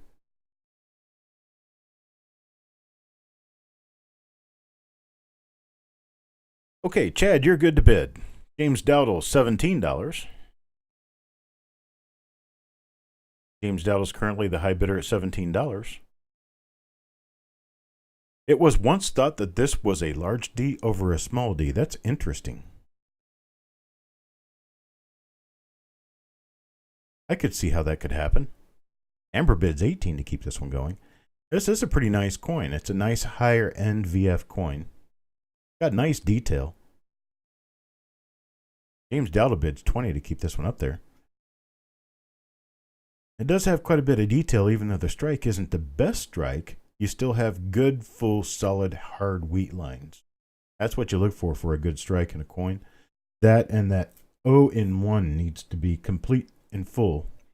And, well, this one is, kind of. A little soft. But it's there. Amber bids 21.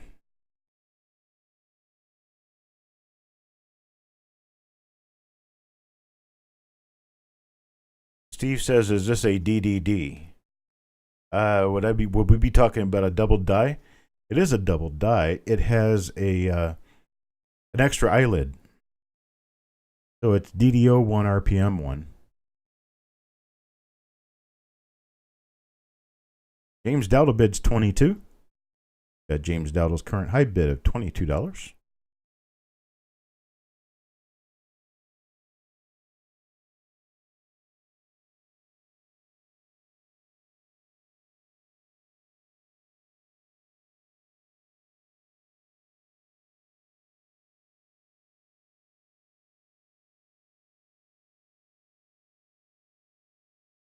Oh, no, not a tripled mint mark. It's just a D over D. But it's tilted in such a manner that you can't really tell which one, the top one or the bottom one, is actually the primary mint mark. So we basically call this one just tilted. Great estimate on this one is, I'm going to say a VF 20 to 30, or 25 to 30.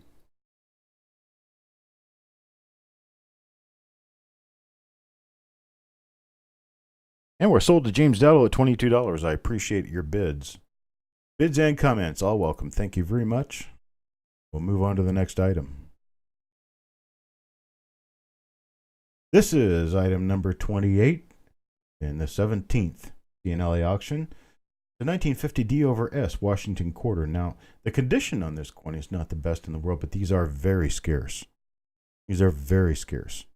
There you go. You take a look at this right here. You can see right above the center of the D, you can see the upper serif of the S. And then if you look over just to the left of the upper part of the D, you can see that left curve of the S. You connect those together, you can imagine where the rest of the S is. It's kind of buried inside that D. So these things sell for, anywhere between $20 and $30, even in this lower grade. So at $15, I kind of figured we'd get a starting bid at $15 if anybody wants to bid $15 on this one to get it started. This is listed in the Cherry Picker's Guide. SM Fritz comes in at a $15 bid. I appreciate it. Thank you very much.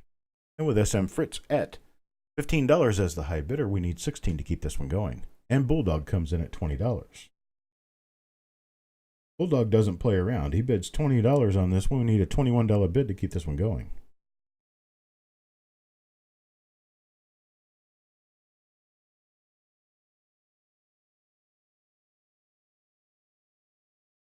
SM Fritz says, I'm thinking about it. Thinking about it.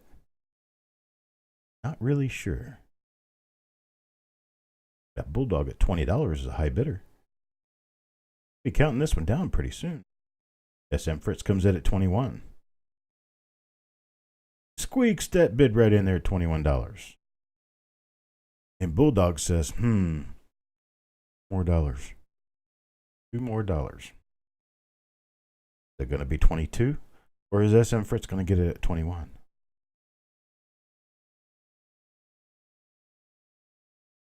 He says, go ahead, punk, make my day. That's right. Bulldog bids 23 with SM Fritz bid of $21 left in the dust. DLB. If you want to bid in the auction, you'll have to send us a message at coppercoinspayments@gmail.com. You send us your real name, your YouTube screen name so we know who to connect that to, and the email address where we'll be sending a PayPal invoice at the end of the auction. You'll be registered to bid and can start bidding immediately. That's coppercoinspayments@gmail.com. Coppercoinspayments@gmail.com. Stop getting ahead of myself. We're going twice with Bulldog USMC at $23. High bidder, and it's sold to USMC, a Bulldog, $23. Thank you, Sir Bulldog. Got yourself a great coin there. Move on to the next one. Look at this. Back on the 1972D original bank wrap rolls. Now this lot of 1972D original bank wrap rolls, the gentleman bought one or two of these rolls for me a couple of weeks back. He got them, photographed the reverse of one of his coins. I realized that he had received a roll containing Kaneka DDR number 1. It's double die reverse number 1. It has an extra line inside the upper part of the memorial bays. You can go over to Variety Vista and take a look at it. Just look up 1972D double die reverse Lincoln cents. And these examples of this die have been known to come out of these red Watertown, Wisconsin Brandt wrappers, of which I got a couple dozen rolls. I'm almost out of rolls now. I don't have very many of these left. We got Matting pops in there with a $21 bid, and Levels of Madness comes out with Copper Kingdom bidding $25.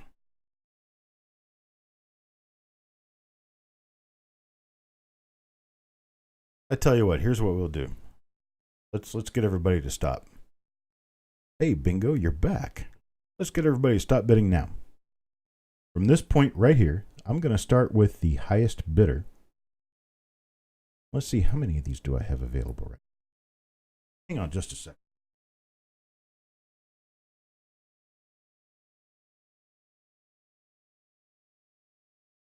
All right.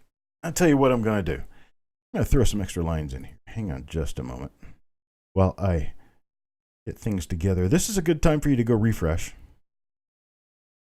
because I will be back in just a moment. I'm not going to sing for you. Just not going to happen. I'm going to sell an even dozen of these rolls. I'm going to sell an even dozen of them at $12 a roll. Even dozen at $12 a roll. We're going to start one per person with the highest bidder. So Copper Kingdom, I'm going to start you. You can get one roll, and then Bingo can get one roll. I want to have everybody tell me yes or no at one roll. Not a quantity, but a yes or a no. Copper Kingdom, Bingo Brian, Bulldog, Levels of Madness, Matting, Paul Hampton, Bill Betts. Did I say Bingo already? I think I did. If I didn't say Bingo, then I meant Bingo. Hello, Robert Folk. Joe McBride, how you doing, buddy? Okay, so Copper Kingdom gets one. Bingo gets one. Levels of Madness gets one. Bulldog gets one.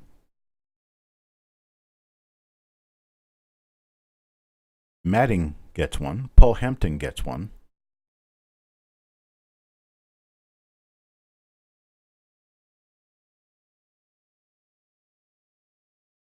Okay. All right, Mr. Dowdle, we'll come back to you if we have any remaining after I finish. Bill Betts gets one.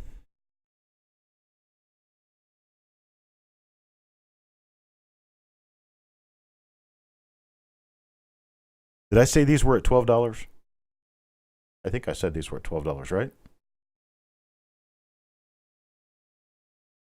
Okay. 12, yes. Okay.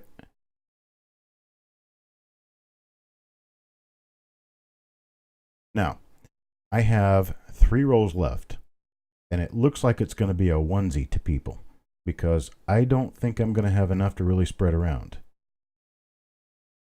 So I will come back and look for people who did not do the higher bidding earlier and give them a chance to get a roll. So Copper Kingdom, Bingo Brian, Levels of Madness, Bulldog, Madding, Paul Hampton, James Dowdle, Midnight Silver Run, and Bill Betts are already in. So I'm going to get anyone else in who wants a $12 roll.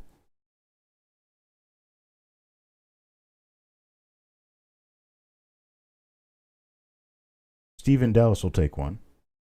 And Benjamin Marler will take one.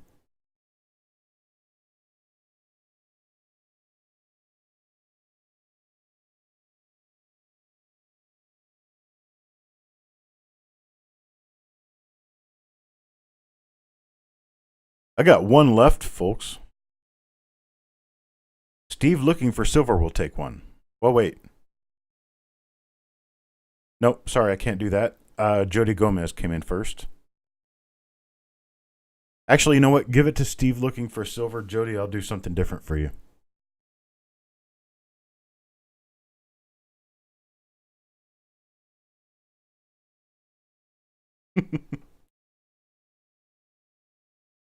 Well, I guarantee you Steve is in Polk County, Oregon. I don't know exactly where in Polk County, but I'm sure he's probably in Dallas at least once or twice a day.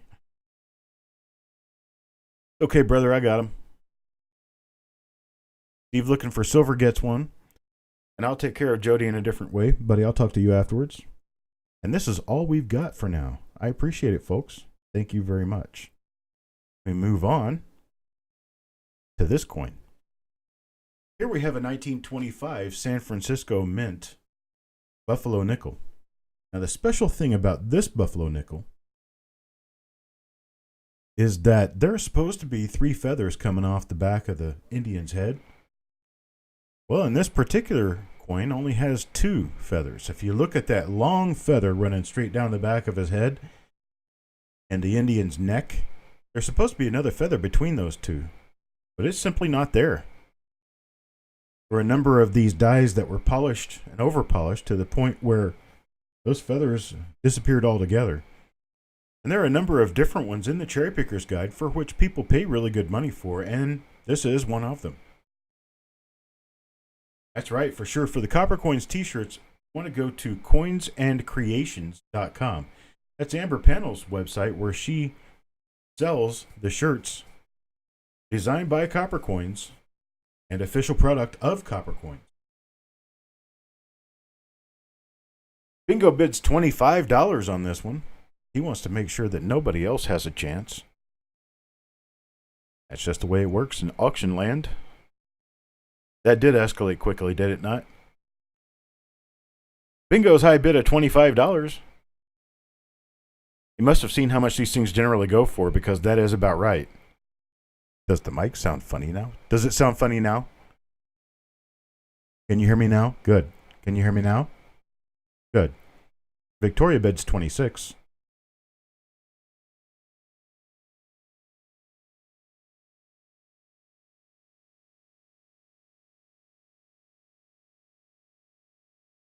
And Bingo comes back with 35.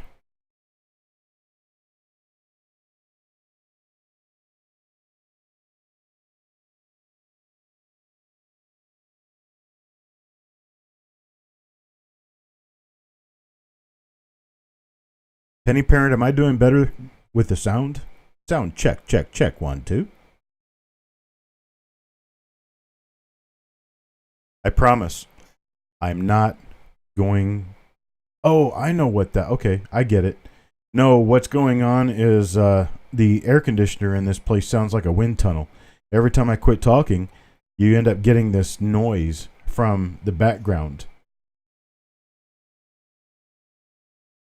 Loud and fuzzy in Oregon. Do I sound fuzzy? Do I sound fuzzy to you? Hang on, let me go shut this fan off.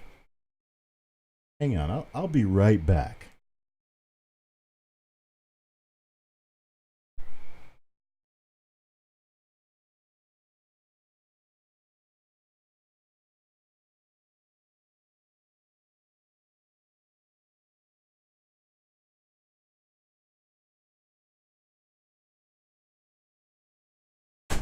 There, it'll kill in just a minute.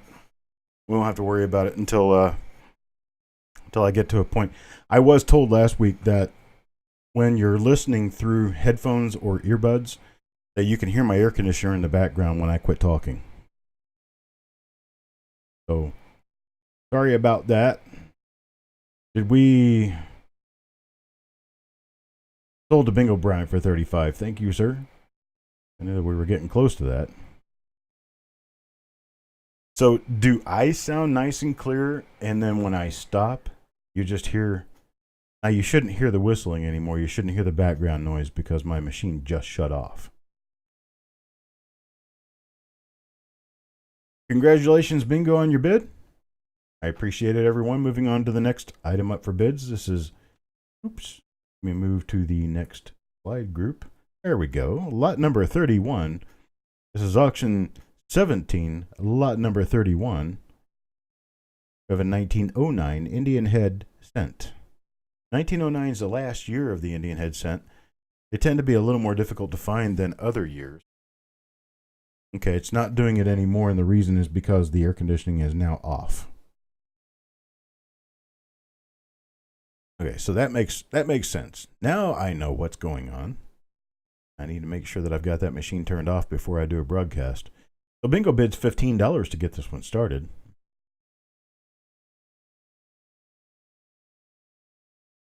Got a 1909 Indian Head Cent. $15 current high bid of Bingo Brian. We need 16 to keep it going.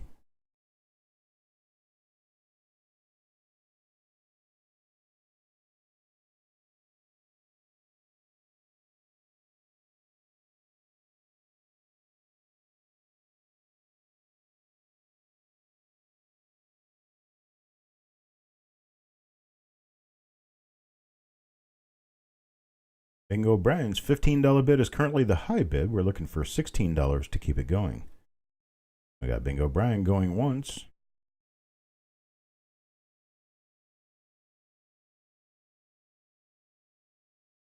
And going twice. And Steve Patek comes in at $17.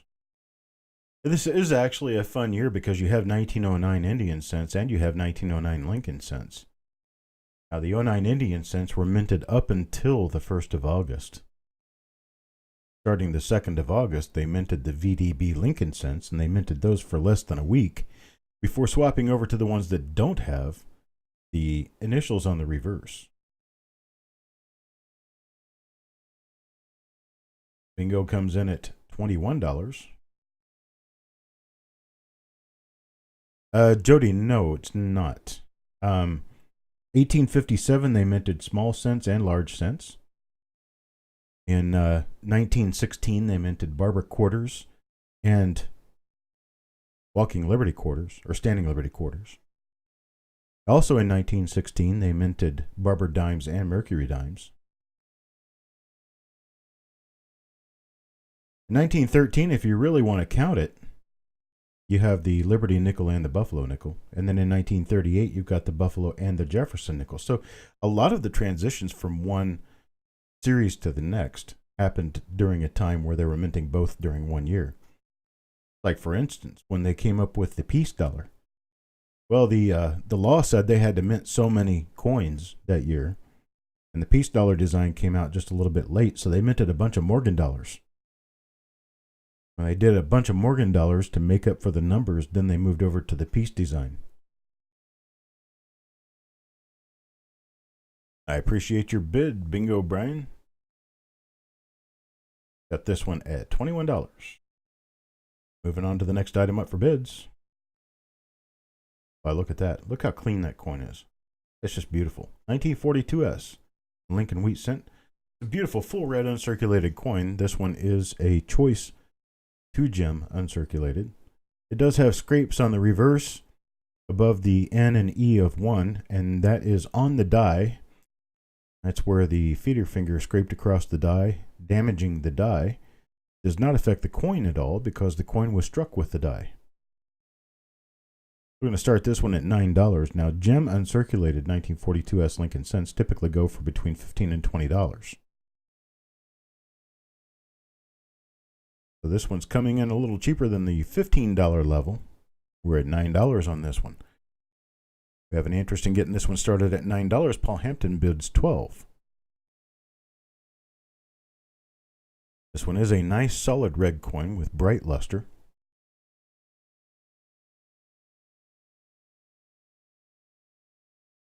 Paul Hampton's $12 bid stands as the high bid. Looking for a $13 bid. And Copper Kingdom comes in with that. So we've got Copper Kingdom at a high bid of $13. We're looking for $14.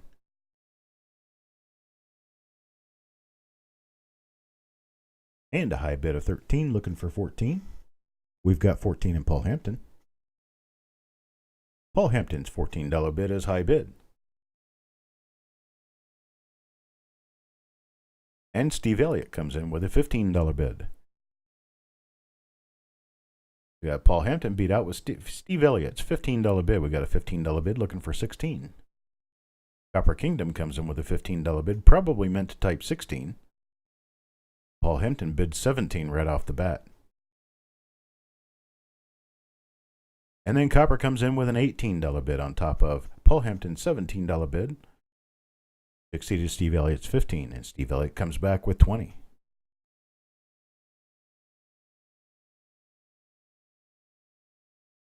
And Paul Hampton comes back with a $20 bid, although too late. Steve Elliott already had a $20 bid. Paul Hampton comes back with 21. 21 remains the high bid at this point in time with Paul Hampton.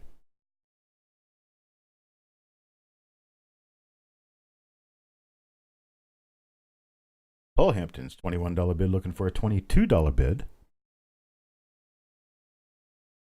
$22 bid on this nice choice to gem uncirculated 1942S. It's a red coin. Copper Kingdom is out. Thank you, sir. Copper Kingdom is out twice. Thank you, sir. He's our, and then he's out.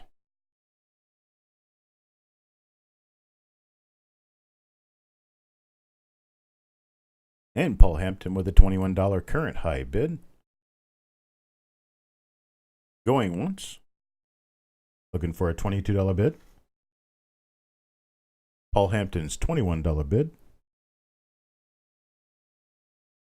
Going twice. Steve Elliott bids $22 to keep it going. Steve Elliott's $22 bid is current high bid. Paul Hampton will have to bid $23 to keep it going.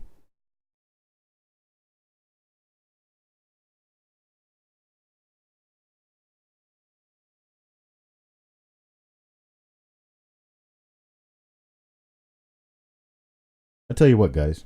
We'll do it this way. Let's put a nix to the bidding here. I happen to have a few of these. I tell you what I'll do. I'll give the one that's showing on screen to the highest bidder currently, Steve Elliott. And then I'll let, I've only got 3 of these that I can do, so Copper Kingdom and Paul Hampton. I'm going to give all of you a chance at these. Copper Kingdom, Paul Hampton, and Stephen Elliott at $15. Want one of these nice choice to gem uncirculated BU red coins, 1942S, at $15? Just say yes. Copper Kingdom, Paul Hampton, Stephen Elliott. Copper Kingdom says yes. Stephen Elliott, I'm sure, is going to say yes because he had a $22 bid out there, and Paul Hampton says yes as well. So all 3 of you take one at $15. Yeah, I like to solve problems. I like to solve arguments. You guys were arguing over who gets this coin, and I decided to stop the arguing and give one to each of you.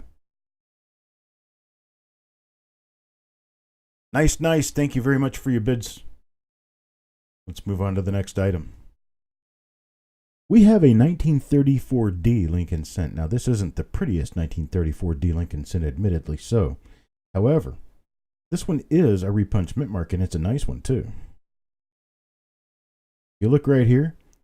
This is the coin that you're bidding on right here. You can see an entire extra D punched to the northwest of the primary D mint mark. If you go back and look, you can actually see that there's something weird going on right on top of the mint mark, but it's really hard to tell what it is until you look at this image. So we got this one starting at $9. $9 for a nice repunch mint mark on a barely not early, but short set Lincoln Cent. This is one of the first short set Lincoln Cents that has a repunch mint mark. James Dowdle starts us off at $12 on this one. And Steve Elliott says that's a nice RPM. And it for sure is.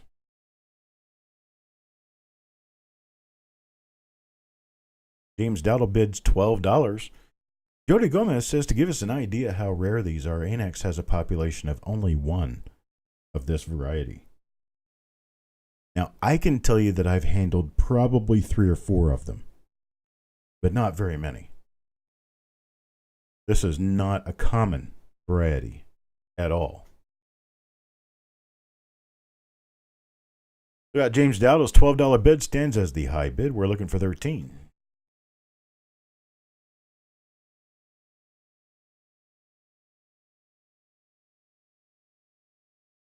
Hawkeye PA comes in at $13. Hello, Hawkeye. I haven't seen you yet today.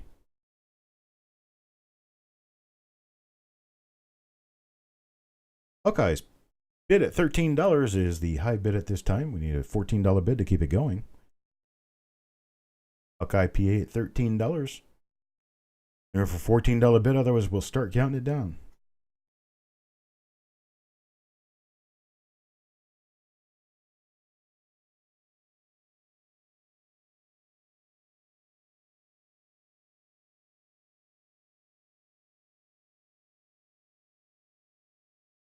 And James Dowdle comes in with a $15 bid to keep this one moving. Stephen Dallas says Etsy has one for $1.2 million. Yeah, but if I got that, I'd have to sell my helicopter.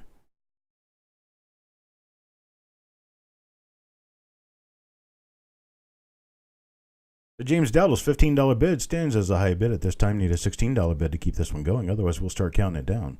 And Hawkeye bids $16. Hawkeye bids $16 to keep this one going. Gosh, should I go buy that or should I sell my helicopter? I like my helicopter. It gets me places. James Dowdle bids $17 to keep this one on.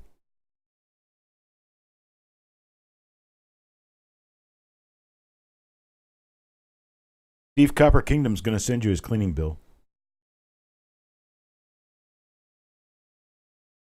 I tell you what, if I find another one, I'll let you sell it for me. Hawkeye PA comes in with an $18 bid to keep it above James Dowdle on this one. So we got Hawkeye and James Dowdle bidding for the high bid on this one. Current bid's $18, looking for $19.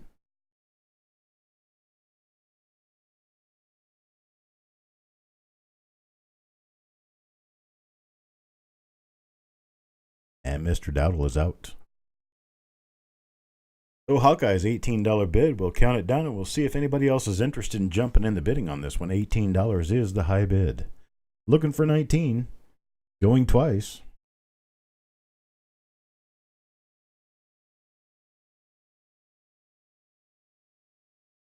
All in, all done, and Hawkeye's $18 bid will stand. Sold to Hawkeye for $18. Thank you for your bid, sir. And thank everyone else for their bids. Check this out. This is a sweet coin. There's just not very many marks on this coin. The marks that are on there are not scrapes, hits, or other ding-dong marks or anything else. This is a really nice coin. 1948S. Just happens to be a repunch mint mark, too. Just happens to be. Let's take a look at it. Look at there. You actually have a tripled repunchment mark here. You look at that lower serif, you can see a split on the bottom, plus you can see a split on the left-hand side. So you got yourself basically 3 mint marks here on a very clean 1948S Lincoln cent. Folks, it doesn't get better than this when you get a nice attributed repunch mint mark that's by a Coppercoins number, 1mm009, and Kaneka number, RPM 9. Here it also has a Wexler number. I haven't looked it up recently. But you're talking about a coin that's superbly clean. We're talking about MS6465 plus. And it has this fancy little repunch mint mark going on. You got James Daddle at a $10 bid as our high bidder. And hello, Hawkeye. Just got home, jumped straight into the bidding. And Copper Kingdom comes in with a $12 bid just as Stephen Dallas tries a 12 but misses and bids 13. And Copper Kingdom bids 16 right off, and then Paul Hampton and James Dowdle follow up with numbers that are a little shy. And James Dowdle pops in an $18 bid. Chad RCG comes in and tries 16 but then has to bid 20 to keep it going. So Chad, our new bidder, has a $20 high bid out there.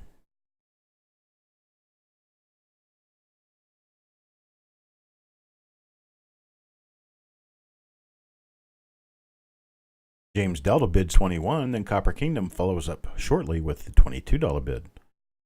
Copper Kingdom at $22 is a current high bidder on this one. Chad's out. Hawkeye is out. Paul Hampton's currently out. Let's see what happens. Where do we go from here?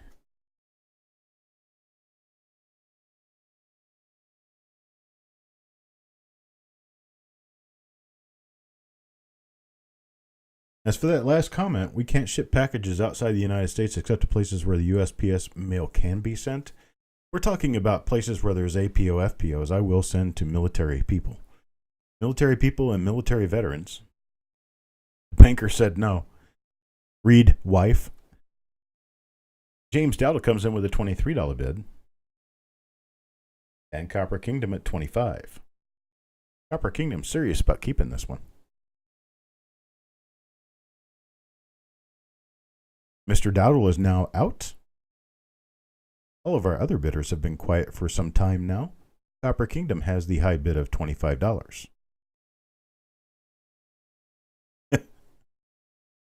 Paul Hampton's got the evil eye staring down his neck.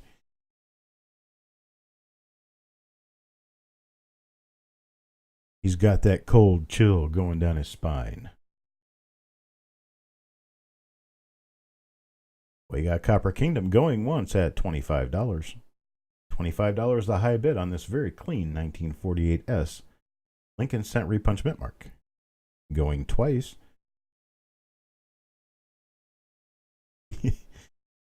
Maybe, Steve, you do it like my dog does. When I give my dog the eye, he looks in a different direction. If he's looking somewhere else, then I can't see him, right? And sold to Copper Kingdom at $25. I appreciate your bids. Thank you, everyone. Move on to lot number 35. Lot number 35 is going to be a 1974 Kennedy half dollar in AU condition. Has a nice little clip. You can see the clip on the obverse side. It's going to be between the I and the B up around 10:30, as a clock face would have it. And then you flip the coin over, and on the reverse, of course, it's going to be more like the 8 o'clock position. And it takes up part of the H in the word half, and you can see how the rim comes down to, well, a tapered edge where this little clip is. You can also see next to the 4 on the obverse especially, a little bit of softness in the rim underneath trust next to the 4. Well, that's one of those things called the Blakesley Effect. The Blakesley Effect is where when a clip is taken out of a planchet, this is prior to it being upset. And I'm not talking about upset like in mood. I'm talking about upset as in it rolls through a ramp that squeezes the edge of the coin and raises the rims up. Well, it's kind of like if you've got a flat tire and you got your tire going round and round, it's going to go ka-flump, ka-flump, ka-flump, ka-flump. Well, that's what happens when these coins with clips go through the upset mill. You go ka-thump, ka-thump, ka-thump, ka-thump through, and it doesn't raise up the rim on the opposite side from that clip. So what happens in that particular case? You end up with a weakness along the edge of the coin opposite the clip. This is called the Blakesley Effect. The Blakesley Effect is not always present on clips, but it is most of the time. A lot of times you can use it to help you ascertain whether or not you've got a genuine clip. However, I can tell you it's not always going to be there.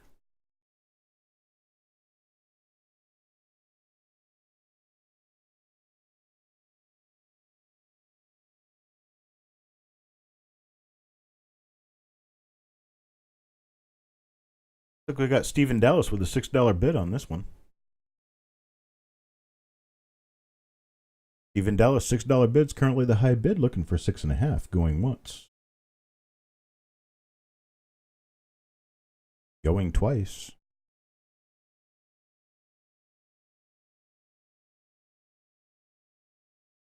And Steve Patat comes in with a $7 bid. Lucky people are just waking up right at the right time to hit the button. Either that or you're just waiting for the dramatic effect. It's the dramatic effect of bidding at the very last moment. And Stephen Dallas says, thanks, Steve. Wants to make sure that he knows that that false eye coming at him on bidding more money was saved by the other Steve. Steve Patat. Heads or S is correct. Look for metal flow. What we're talking about with metal flow in this particular case is like around the H and the A of half. You can see how there's a ramp down to the clip. That's metal flow. That flowing metal goes into the area where the clip was, and it can't completely fill up the design area there. So you end up with very weak lettering right around the edge of the clip. Now with a coin where a clip has been taken out with some sort of a material like a like a sander or a tin snip or a clip or something to that effect after the coin was minted, you're not going to have that weakness around the edges. This one sold to Steve Patet for $7. I appreciate it, Steve. Thank you for your bid. Let me move on to lot number 36. This is a 1953D Lincoln Cent with a repunch mint mark. Now, some of you might say, I think I can see that RPM right there. I can see it. Yeah, you can. Because you can actually make out this RPM very slightly to the left of the mint mark. Take a look right there. You can see that extra ridge running to the left of the mint mark. There's your repunch mint mark. You can see how the lower serif is a little spread in the leftward direction. That makes this a west repunch mint mark. It's a D over D west. Let's start this one off at $3. For somebody to give me $3 for this nice wheat cent repunch mint mark.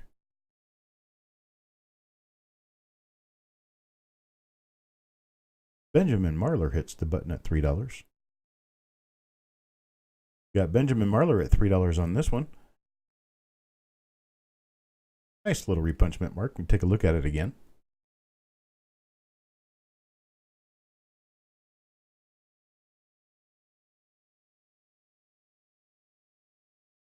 And these photos under the microscope brought to you by the Nikon Coolpix camera.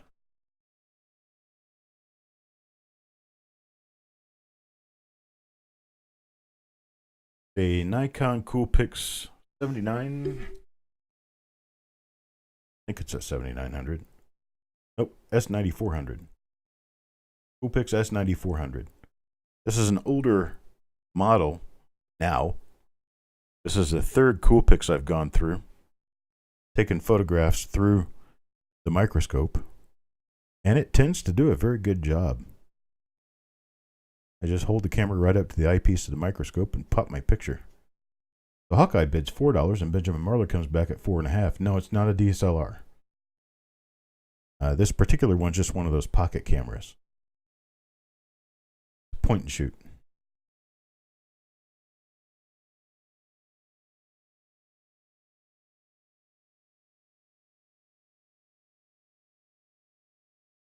Smile. Here it is. That's it. Nikon Coolpix. This is what I use to take the photographs through the microscope.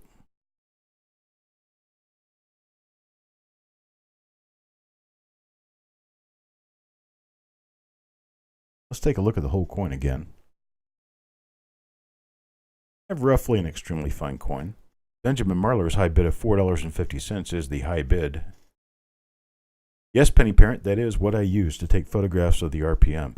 The optics is the most important part, but then the lighting is very important as well. As long as you've got really good lighting, you can get pretty much any camera to work through a microscope. Hello, Paula. And she's here. Sold to Benjamin Marler for $4.50. Thank you very much for your bids. Move on to the next item. We're up to lot number 37. This is 2014 Philadelphia BU roll of Lincoln cents. Now, I'll tell you about something on this. This is not necessarily an original roll. This is 2014 Lincoln cents. All 50 of them are nice uncirculated BU red coins. However, these rolls were put together rolls, and I rewrapped them in prettier paper. I did take a look through some of these for the condition of the coins, and the condition is perfectly fine. Now, with that having been said, I'm sure that some of the people around here who know their double dies know that there are plenty of double dies in the 2014 series. So that's kind of what we're after here. We're after a good roll searching roll. This is one of them because these coins have never been looked at for double dies. I can tell you that for sure. This is a fresh roll of 2014 Lincoln cents, and what's more is likely that this is not an original source roll, so you could end up with more than 7 or 8 different die pairs. You could end up with 40, 50 different die pairs here. Because what it appeared to be to me is that someone was collecting these during 2014 when they were nice and fresh, and they were wrapping them up, and I don't think they came straight out of a bag. They don't look like they came out, well, they wouldn't have come out of a bag anyway because they quit doing that in 2001. But you understand what I'm saying. I don't think they came out of an original source straight into the rolls. I think they were collected more like through circulation or something. But the coins are all fresh, all nice, red BU coins. A lot of gem BU coins in this. Yeah, Hawkeye, you need to refresh, buddy. You're falling behind. We got Paul Hampton at $7.50, Bulldog at $8.50. And then Sing J bids 9.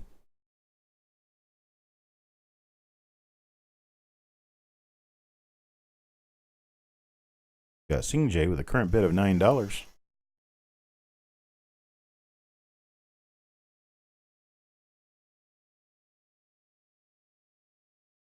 I tell you what. Let's do this. Let's put a kibosh to the bidding on this one. Let's just say no more bidding. Thanks, guys, for your fresh bids there, but we're going to run a special. We're not going to do bids on these. I'm going to sell them outright. I got a few of these. Let's see. How many of these can I make available for sale? Let's see. Yeah, I put a kibosh to it, didn't I? Let's see. How many do I count here?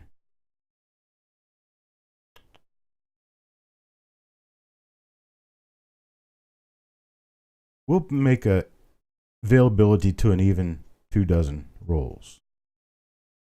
That 24 rolls. And what we're going to do is we're going to start with a high bidder, and you can tell us how many you want. So Hawkeye was our highest bidder. Hawkeye was our highest bidder at $10.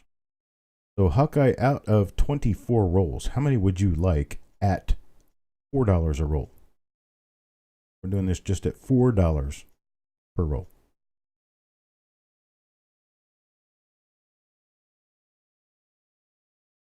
Hawkeye, anything from 1 to 24, brother.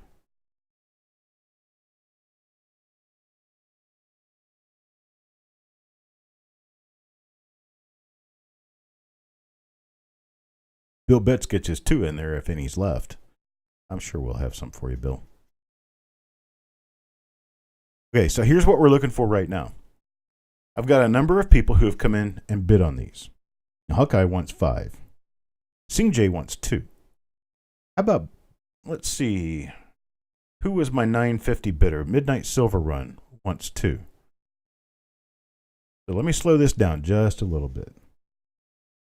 Hawkeye wants 5. Sting wants 2. Midnight Silver Run wants 2. Bulldog wants 4.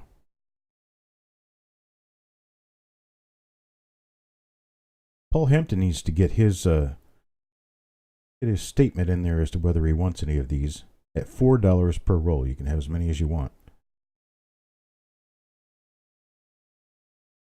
That'll be all of our bidders. Paul Hampton wants 5. Sting J takes 2. Bill Betts gets 2.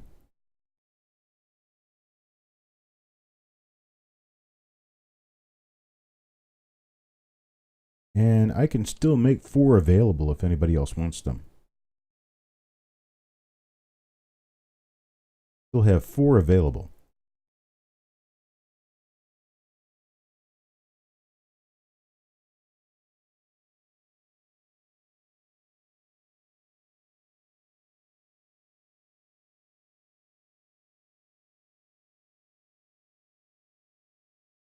If there's anybody up there wants to up their number, you're welcome to do it now. We've got 4 left. I'll give it another few seconds, then I'll just skip it and move on to the next item. Mr. Dowdle will take 2. Bulldog will up by 1. And Bill Betts will up by 1. I appreciate it, folks. Thank you very much. I hope you guys find all kinds of great things in these rolls. And furthermore, I need to say this. Anytime you guys are finding goodies in the rolls that I'm sending you, I love to hear about it. So if you guys will email me when you find stuff in here and let me know what you found, that would be really cool. cd@coppercoins.com. Just let me know directly. Thank you.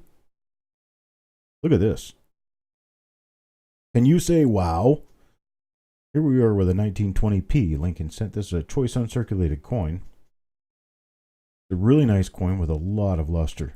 A lot of luster, a lot of color. This thing really pops. Started off at $15. We here have a coin that is at least a $25 to $30 coin. Starting at $15.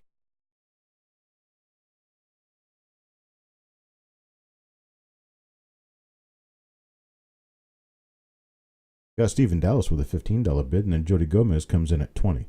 You know, when Jody's bidding, it's undervalued. Because Jody knows his stuff. Not that Steve doesn't, but Jody really knows his stuff. Jody's been doing this for a long time. So Steve's got a $15 bid. Jody comes in with $20. Hawkeye bids $22 to make sure Jody doesn't get it.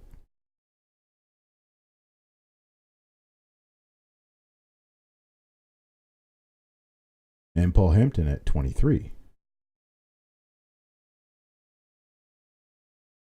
Jody bids $24.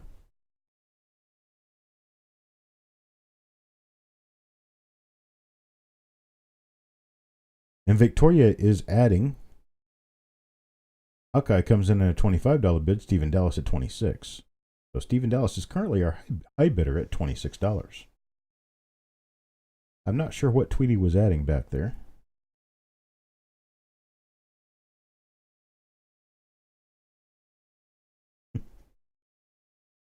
She was adding up money and then came over to the chat accidentally. Hawkeye comes in with a $28 bid to keep this one moving. A $28 high bid currently. Stephen Dallas is out. And Hawkeye's $28 bid stays as the high bid. We need $29 to keep it moving. This is a beautiful coin, is it not? Really nice colors. You've got orange, you've got that coppery brown color, you've got blue, there's some purples and pinks. All different kinds of pretty colors on this one.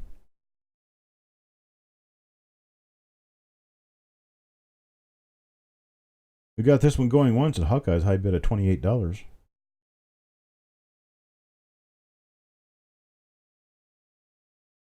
Now we're going twice. Going twice all in. Hawkeye's bid of $28.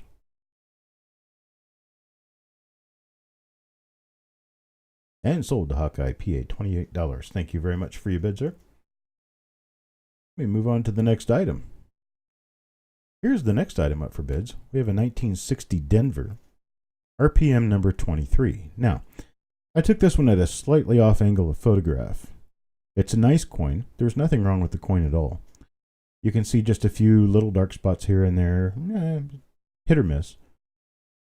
But with this one, if you can't see the RPM just looking at this image of the coin, maybe I could help you a little bit. How's that? This is a really nice East RPM. Die Brown Soda starts us off at $3. $3 bid to get this one started. And Cuds RS bids $4 on this one. Now this is one of the nicer repunch mint marks of the entire Memorial Cent series. Now, if you look at the actual whole coin again, and take a look where that RPM should be, you can definitely see it just looking right there. Levels of Madness bids $5. Stephen Elliott comes in at a $10 bid. Looky there, take a look at that. James Dowdle just a moment late with a $6 bid. Stephen Elliott's already got the high at 10.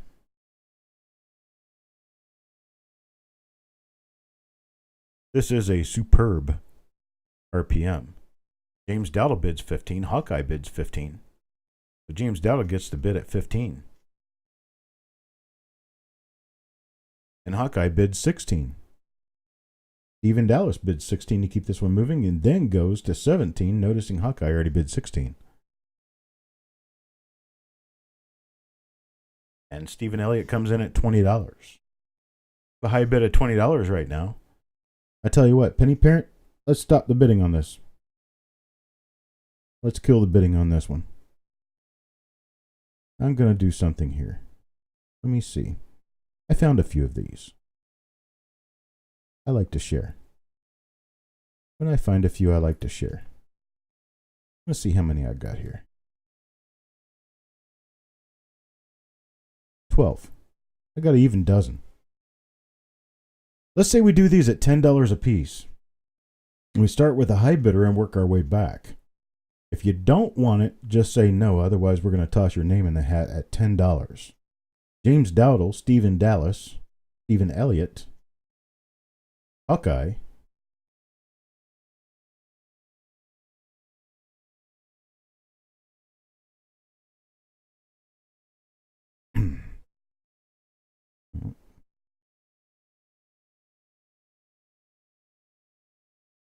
I don't see Robert Adams. I don't see him in here today. Get the wrong name in there?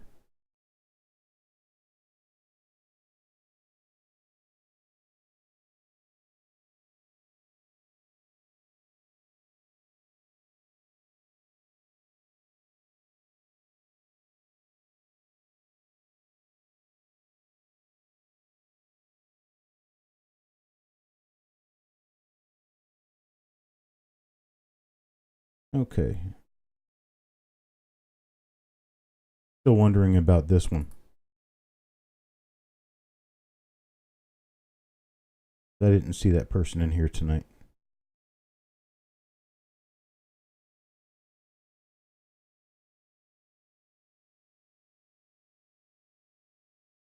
We'll have at $10 a piece. We'll have Stephen Elliott.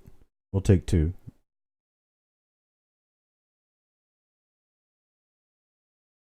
Stephen Dallas will get 2. James Dowdle will take 2.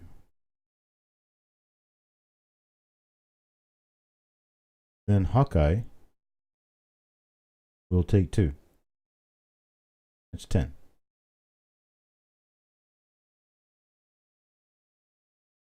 I got a couple left.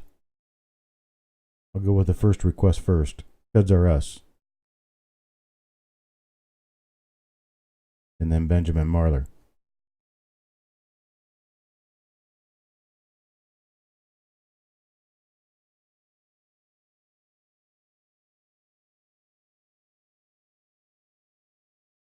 Robert must be hiding pretty good.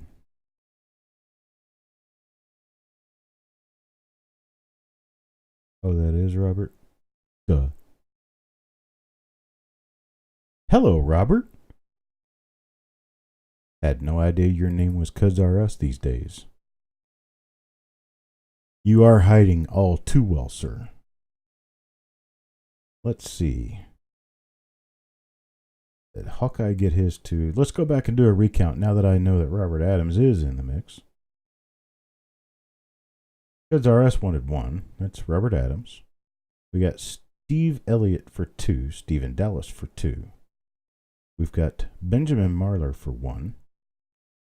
James Dowdle for 2. Hawkeye for 2.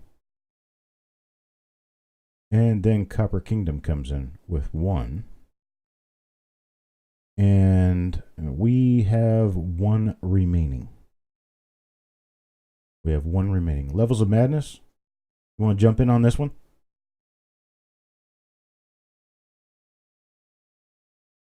We had it bid up to $22 and I sold them at 10.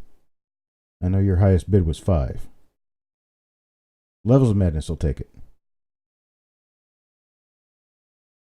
And thank you, everyone.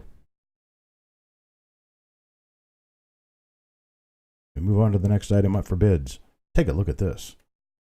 We have a 1964 90% silver Kennedy $half with some toning and a clip at the 9 o'clock position with a Blakesley Effect at the 3 o'clock position. We're starting this one off at $12, folks.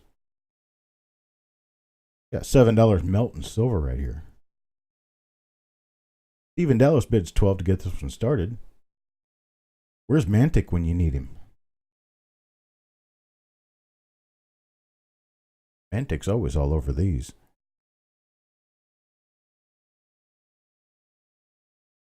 Must be busy tonight. Stephen Dallas, $12 bid is our high bidder. Looking for a bid of 13 to keep this one going. Paula Bloom bids $13. Thank you, Paula.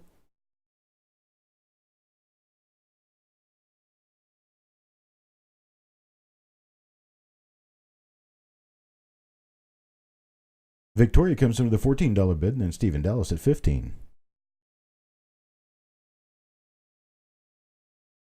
Did I bite it to make sure it's real?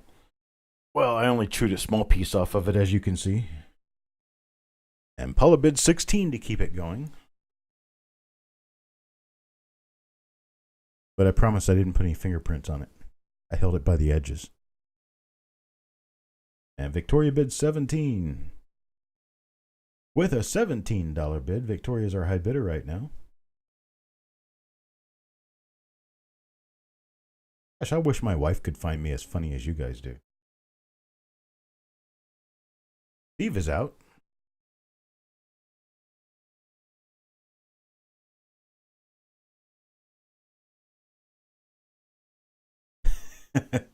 Hope now you won't have to sell your car. Does that bulldog keep you in line there? Time Traveler's Coin Exchange. Hello. Victoria bids 19 to keep going up there. Paula Bloom is out, and Victoria has the highest bid at $19.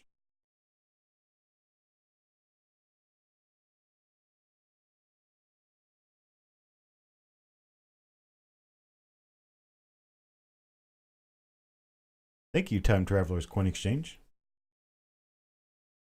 Stephen Dallas, once out, comes back with a $20 bid. That is allowed.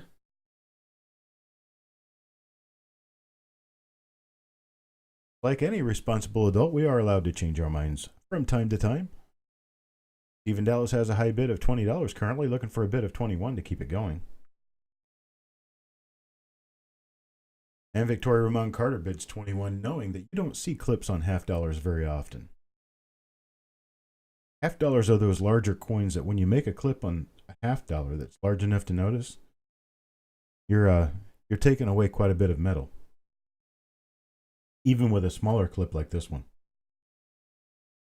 So Victoria Ramon Carter has the high bid, $21 presently. I got a couple of lots left in this auction, folks. We're almost down to the wire, but we got a couple of nice coins coming up. You need to hang around.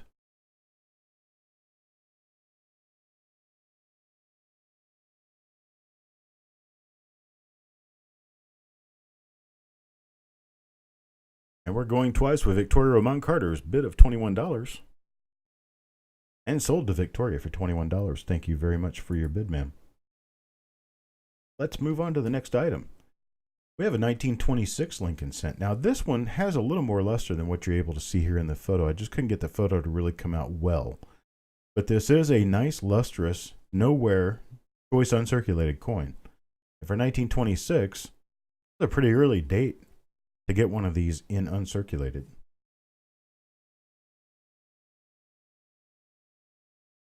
We're going to start this one off at $9. Stephen Dallas gives us a $10 bid to keep this one moving. Stephen Dallas, high bid of $10. Looking for 11 to keep it going.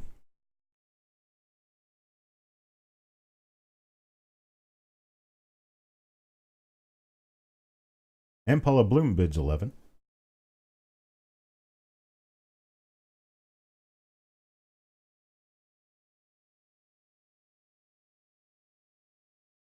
And Paul Hampton comes in at 12. Is all we got West Coast bidders now?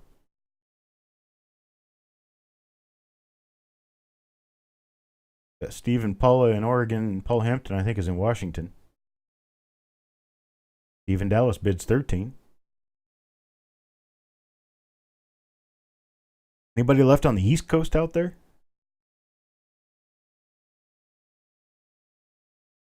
Jody's in Atlanta. He's in the Eastern time zone. Penny Parent Central time zone. It is early still in California. It was only 7:30. Oh, Joe McBride's still here. It's past my bedtime, I can tell you that for sure. Copper Kingdom's in Maryland. You're not very far away.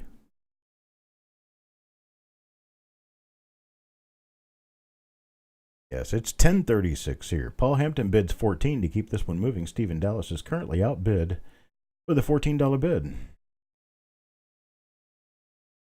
James is in Buffalo, that's right.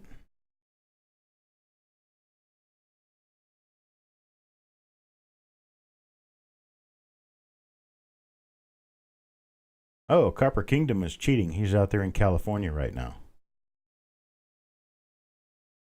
We're going once at Paul Hampton's $14 high bid. Going twice.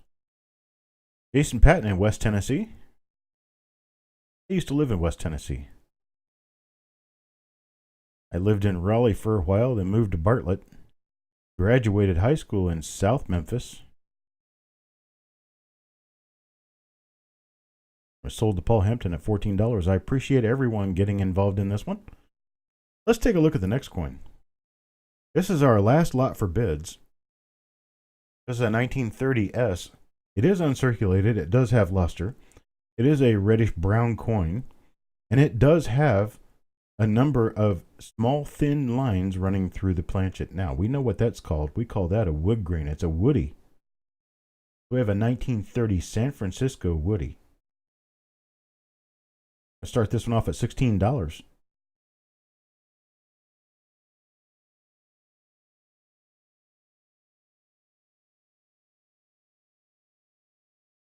I'll call Central Time Zone neutral territory. That'll work for me. Paula Bloom gives us a $16 bid, and Paul Hampton follows up with 17. I used to live in the Central Time Zone. You're 60 miles from Memphis. Tiptonville? Or Jackson?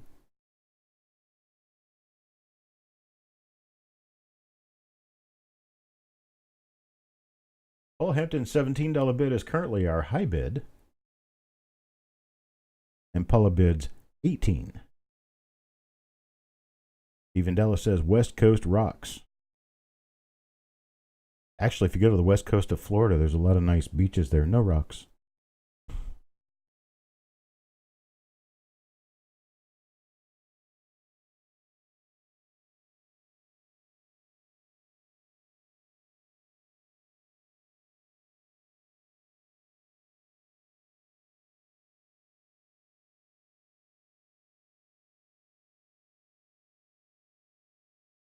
$60 miles over must be, Bolivar? Am I close? Oh, near Dyersburg. Okay, that's up north.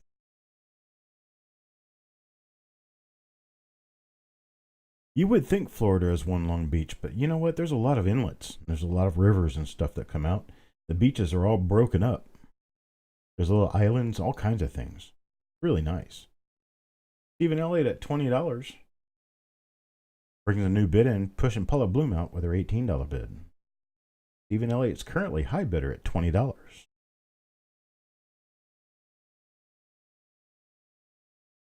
When you take the turn around the hump in the panhandle of Florida, around Panama City, Mexico Beach, you get up around Apalachicola area, and your beaches kind of end. And then there's no beaches all the way around until you get down to Hudson Beach in, what is that, Pasco County, I guess. There's nearly a third of the west coast of Florida that's all mangroves and jetties and things like that, no beaches.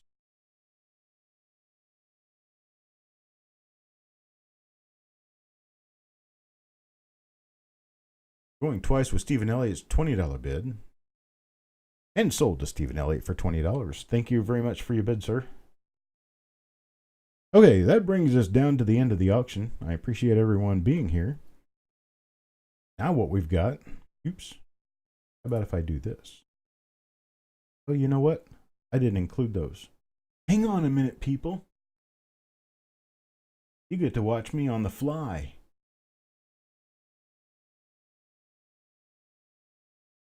Why I did this.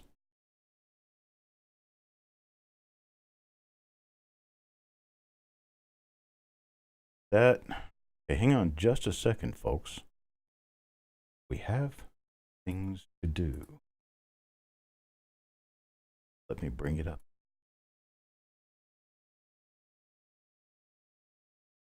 Experiencing technical difficulties. Stand by. Okay. So, here we go. What did I do to myself there? How did that happen?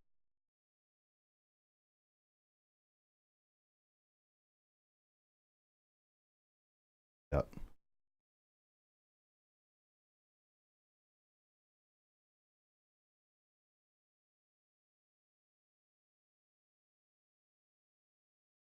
There we go.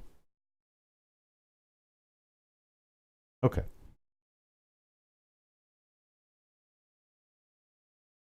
All right, so our roll reveals for this week. So what we're going to do is I've got a 1963D roll that is an original bank wrapped roll. 1963D is known for a really nice double die obverse and a number of different minor double die obverses and some repunchment marks. I've got a roll here that is a heads to tails roll.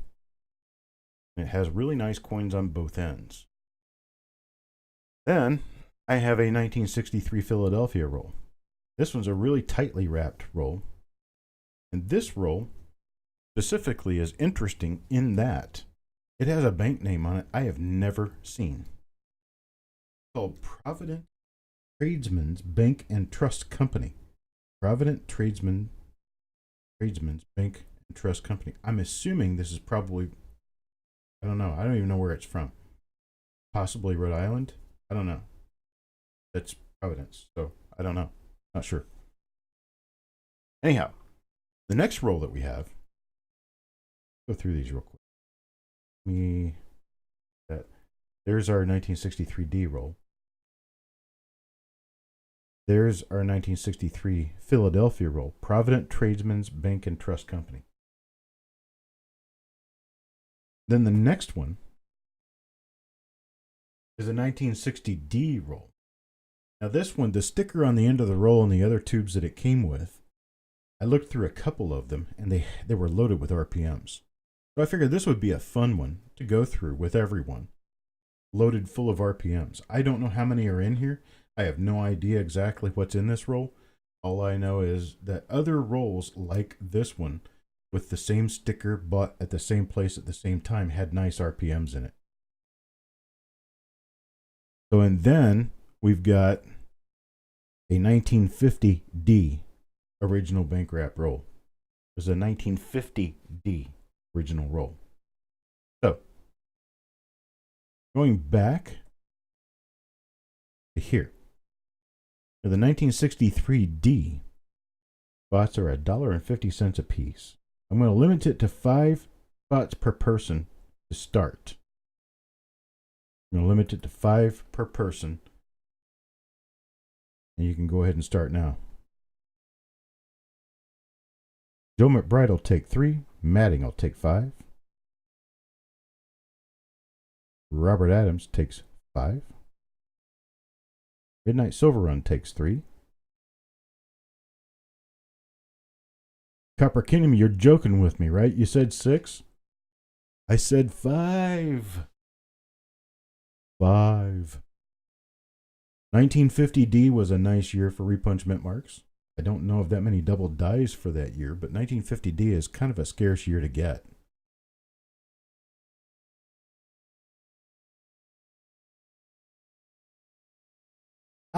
That I didn't know. This Provident Tradesmen's Bank and Trust was involved in a historic major Supreme Court decision. Now that makes me wonder whether I should even open it, because it has history behind it. Well, Joe McBride gets 3, Madden gets 5, Robert Adams gets 5, Midnight Silver Run gets 3, Steve Looking for Silver gets 5, Copper Kingdom will take his 5, even though he said 6, thinking that I would be fooled by a number. Levels of Madness will take 5.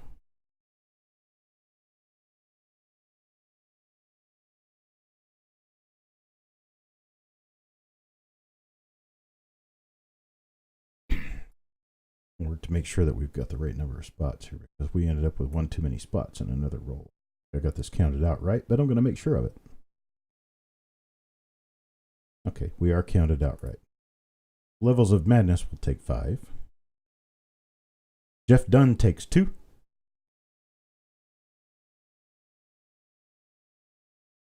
Steve Patat takes 5.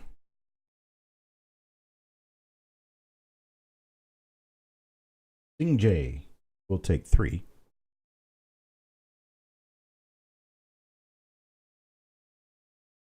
Paul Hampton wants 5.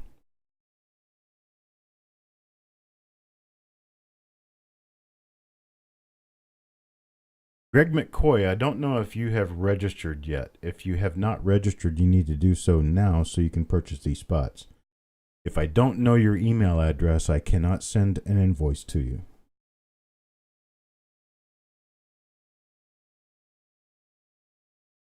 We'll go ahead and put Greg McCoy in for 5, hoping that we have his information. Unless you want to go check Penny Parent.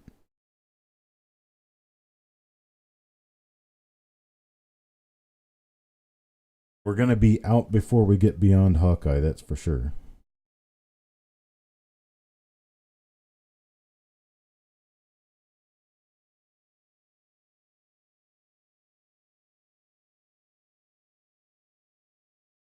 Okay, Greg McCoy said that he registered a couple of weeks ago.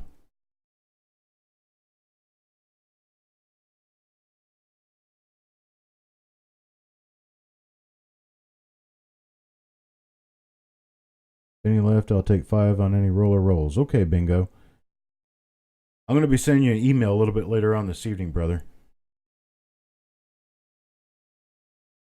So Greg McCoy takes 5. And actually, Greg McCoy can only have 4 because that's all that's left. So that last spot has to go because that's 51. Okay. So Greg McCoy gets 4.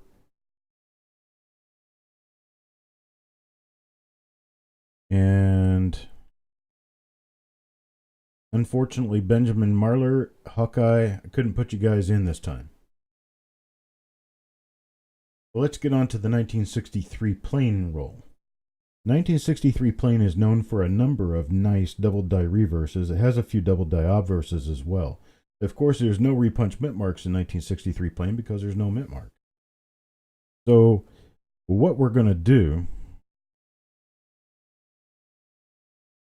is I'm going to go ahead and type go now. And when I hit it, I tell you what, I'm going to find a different roll of 63 plain that is just as nice as this one. So we'll open a different roll of 63 plain. I'll keep this one intact for the time being. I don't like hitting historic things and knocking them out. So we'll just see. But I do have other rolls of 1963 plain.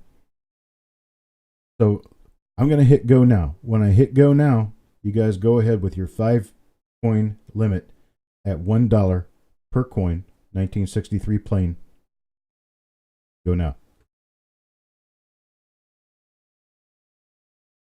Madding gets 5. Copper Kingdom gets 5. Steve Looking for Silver gets 5.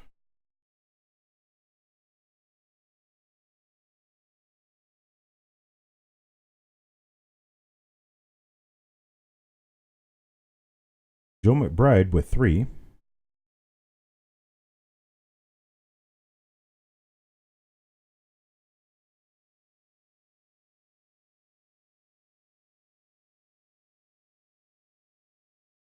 Jeff Dunn with 2.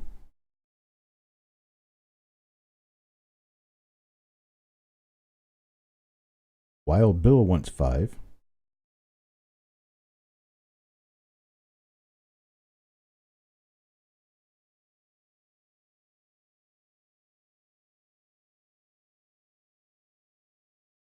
Sing J gets 3. Wild Bill's 5. Sing J gets 3. Benjamin Marler gets 3.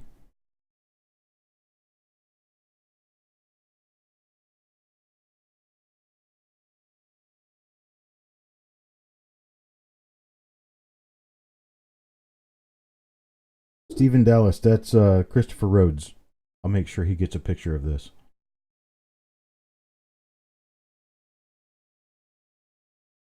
I've never seen this bank name before. So it doesn't surprise me that there's something special with this one. So we got Sing J's 3, Benjamin Marler's 3, James Dowdle gets 4, Hawkeye gets 5.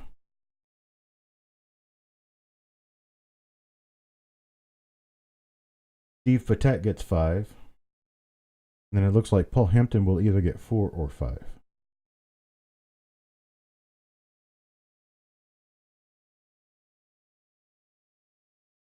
Paul Hampton will get 5, and that closes that roll.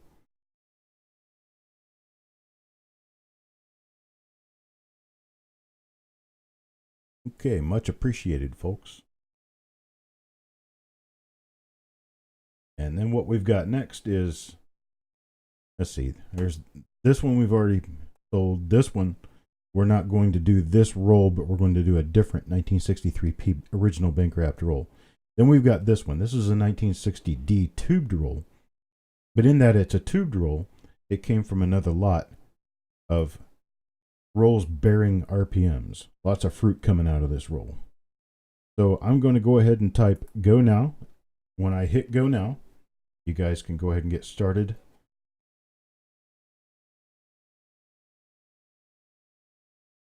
And here we go.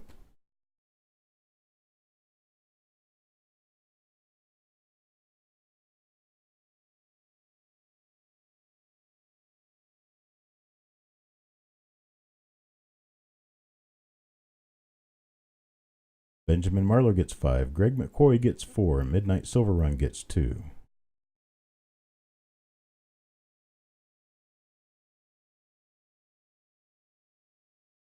King J with 3. Wild Bill gets 5.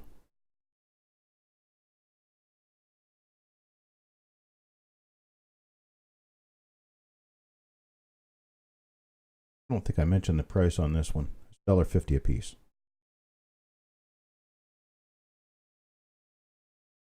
What I was looking through with regard to the number of RPMs per roll We're looking at probably just about a third of the roll, if not more than that. Should be RPMs. They were pretty heavy with RPMs. I think I got 10 rolls. And this is one of the 10.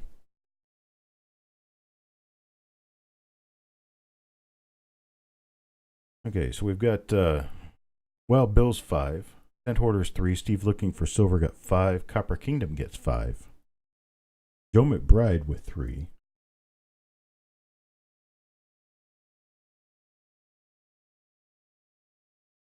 Deanne wants on this one with 3. Just quit trying to talk. Then Paul Hampton gets 3.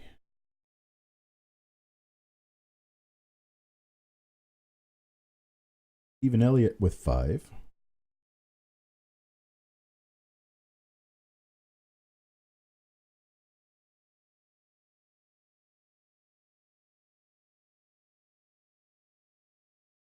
Make sure I've got it counted out right for sure.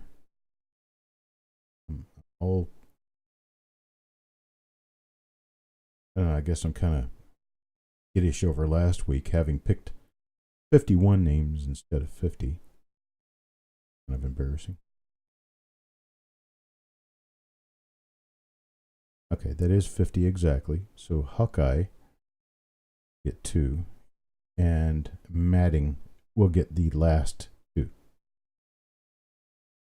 I got 2 spots left. Matting, I'll get those 2. All right. So, the feature roll of the week is just an older wheat roll. It's a 1950D roll. Really nice. Looked at the end coins on this, and they look relatively nice. And not very often you see a 1950D roll opened. So this will be our feature for the week. It will be Thursday afternoon. I'm going to hit go now here soon. You guys be ready for it. We're $4 per coin. $4 per coin. There we go. Tell me what you want. Benjamin Morrow, take 2. Sing J takes 4.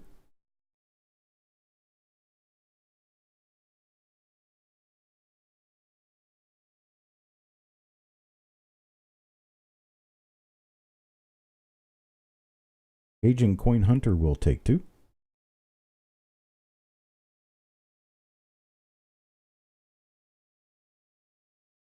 Joe McBride takes 2.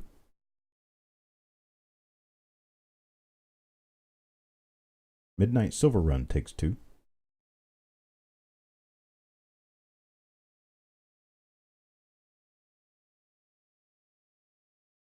Majestic Sounds of Coins takes 2.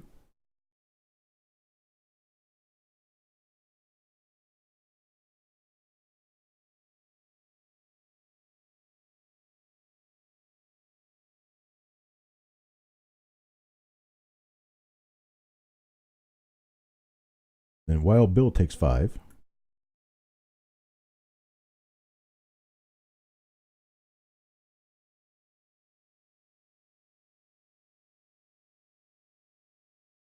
After Wild Bill, Greg McCoy takes 4. Jeff Dunn takes 2.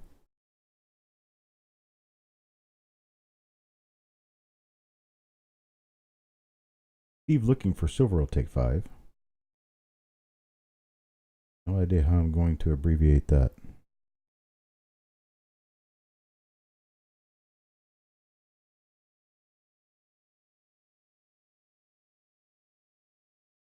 Cajun Coin Hunter. What's your channel name, Cajun Coin Hunter? I can't remember. Is it just Cajun Coin Hunter? He'll be live here in about 15 minutes. SLFS. Okay, I'll do it that way. Yeah, Cajun, you give me the name of that channel, and I'll be sure to let people here know. They can come over and watch you. We'll be doing the wheel tonight, right?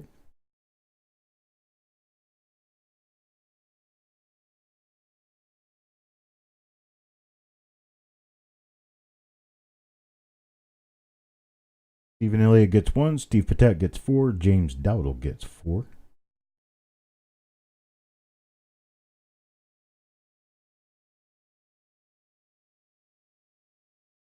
We're not. Let's see. Stephen Elliott takes 1. Patek 4. James Dowdle at 4. Did we already get his in there? No. Okay. James Dowdle get 4. And Hawkeye got 3. And it looks like Copper Kingdom will get the rest of them. There's only 4 left. Copper Kingdom. So you'll get the 4 remaining spots. Okay, Cajun Coin Hunter. Just look up Cajun Coin Hunter on YouTube, or you can go over to the 3 dots next to his name to visit his channel. He'll be doing a wheel. Usually sells 12 spots per wheel and gives away a gold coin. You buy the spots, you spend your name, you get the coin. That simple. He did some Dos Pesos coins last night. Fun to watch. Fun to participate. Going over to Cajun Coin Hunters. If we get done here, we'll be done here in just a minute, though. Okay, it looks like we've got everybody entered. We got everything done. Everybody entered. I so definitely appreciate everyone being here. This is so much fun for me. And I hope it's fun to everybody else.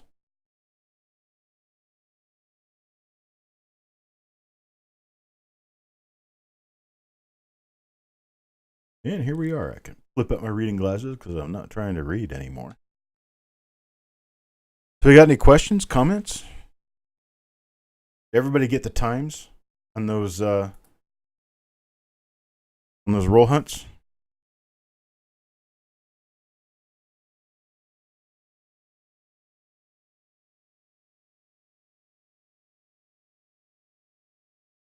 What did I do here? Picked up 2 OBW 60D, 1 OBW 67, 1 BU 60 what? A BU 70D. Awesome. That's nice. That 60D, I'd like to know what comes out of those.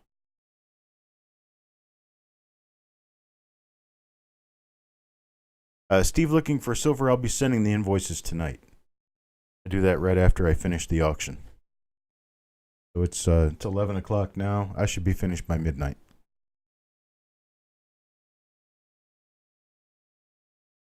Sure, I can fancy up the sheet.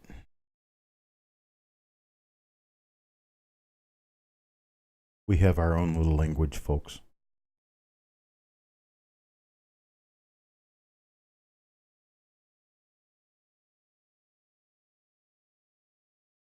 Go ahead and sort it out by peoples. So that's what you want.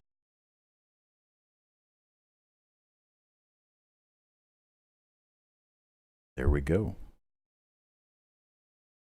Benjamin, yeah, go ahead and send me the information. I may or may not be able to go there, but I'll make sure I message you to let you know that I'll be going if I am. Bill Betts, I do combine shipping on eBay items. The problem with it, though, is that eBay has their own little animal that thinks about how much they should charge for shipping.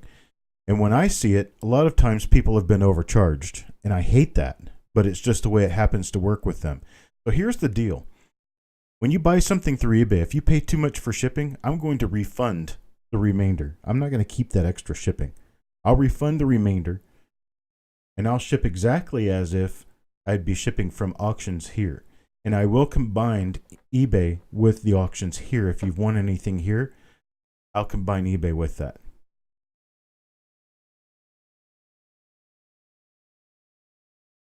Do I have copper rolls for sale? Copper Kingdom, I'll make sure I make some up for next week. I have, I don't know, I've probably got almost a full bag of copper right now that I need to wrap up. So, yeah, I'll get that wrapped up and I'll put them in next week. Okay, Benjamin, sounds good. Make sure you just email me at cd@coppercoins.com. Midnight Silver Run, I appreciate it, brother. You guys make this happen. So I'm just the one that puts it together. You guys make it happen.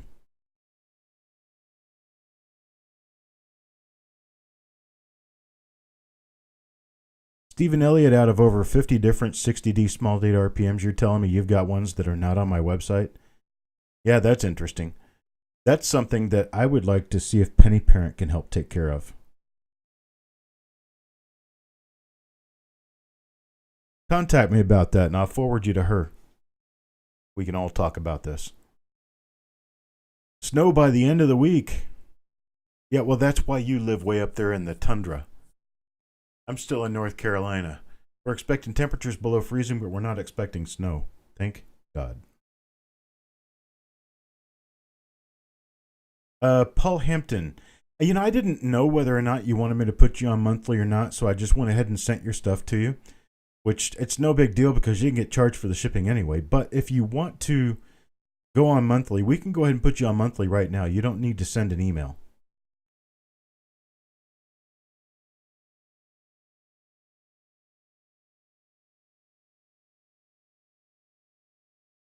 There's a pretty decent chance, Copper Kingdom, that I will be going to the Whitman show in Baltimore. Well, maybe not this one, especially if it's in December. I got a busy December coming up, but there is some chance that I may make it up there.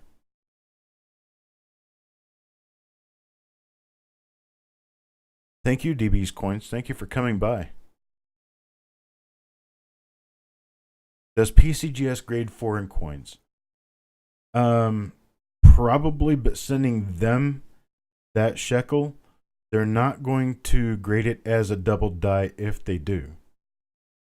The way to do this with that shekel coin is to contact Ken Potter and see if he has a VCR listing for it. If he does have a listing for it, there's a chance that ANAX or NGC might put it in a holder with a die number. Okay, Paul, you're on. You got it. Yeah, Steven, that's actually almost hard to believe, but I tell you what, buddy, if I get pictures of them and I look at it and it looks like ones that we don't have, we'll make sure that Penny Parent gets a chance to do her magic.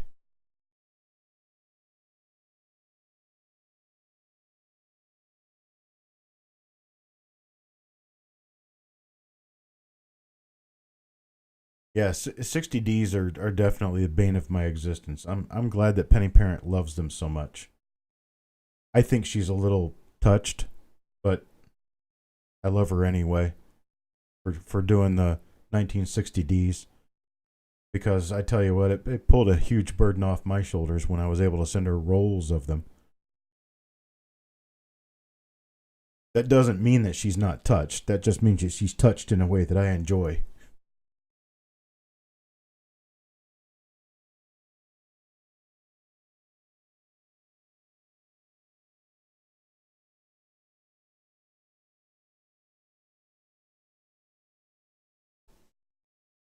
Hey, if you like the juice that you get when you get your cavities filled, then I guess it could be just as fun.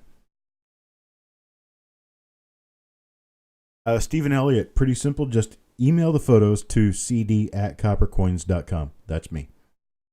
cd@coppercoins.com. You can email them to me, and I will make sure to share them with Penny Parent. We'll both take a look at them and see if we think it's listed or not. If it's not listed, I'll be sure to list it for you.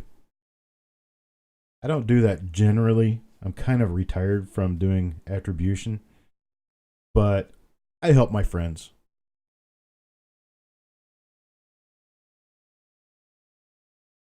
What's next week, you think? The Baltimore show is next week? Oh, I won't be going then. I don't have any plans.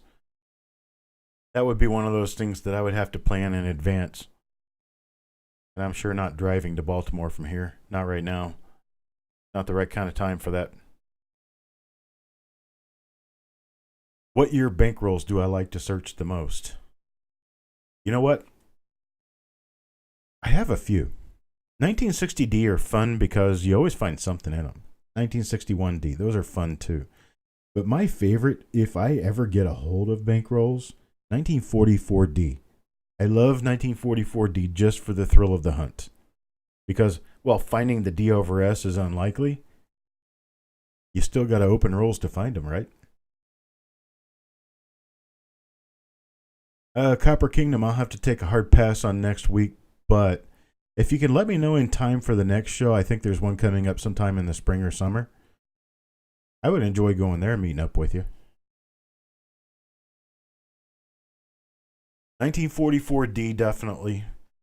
I also like 1956D a lot. Those are a couple of my more favorites.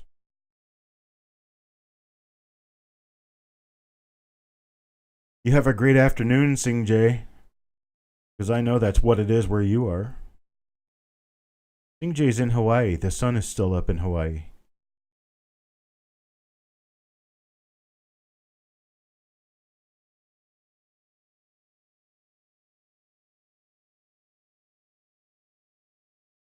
No, actually, if you send images to me, Steven, I'll take a look at the images. I'll share them with Penny Parent. We'll both take a look at the images and make a judgment on whether or not we think you need to send the coin in or coins.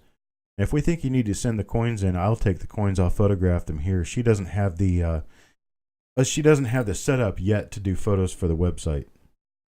We're working on that part. Through the bountiful harvest of these auctions, I'll end up with enough money to actually buy her a camera and a microscope.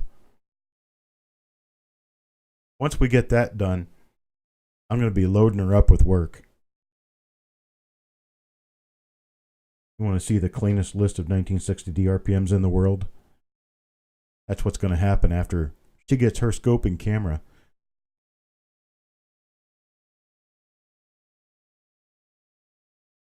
All right, Singjay, you have a great night.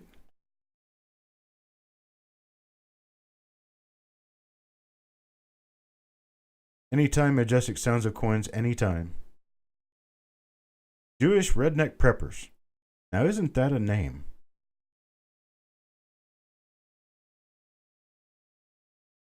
How are you doing? And we're just a couple of minutes away from the end of the broadcast. Because I have, well, a whole bunch of invoices to get ready and send out.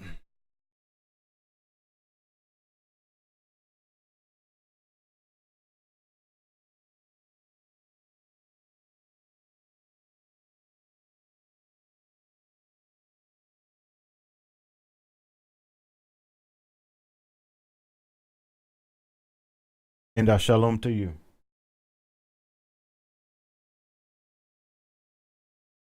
Hey, you made it back just in time for the end, time traveler.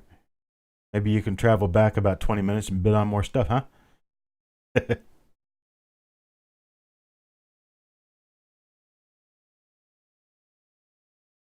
All right, folks. Well, it's just about that time of night where I turn into a pumpkin.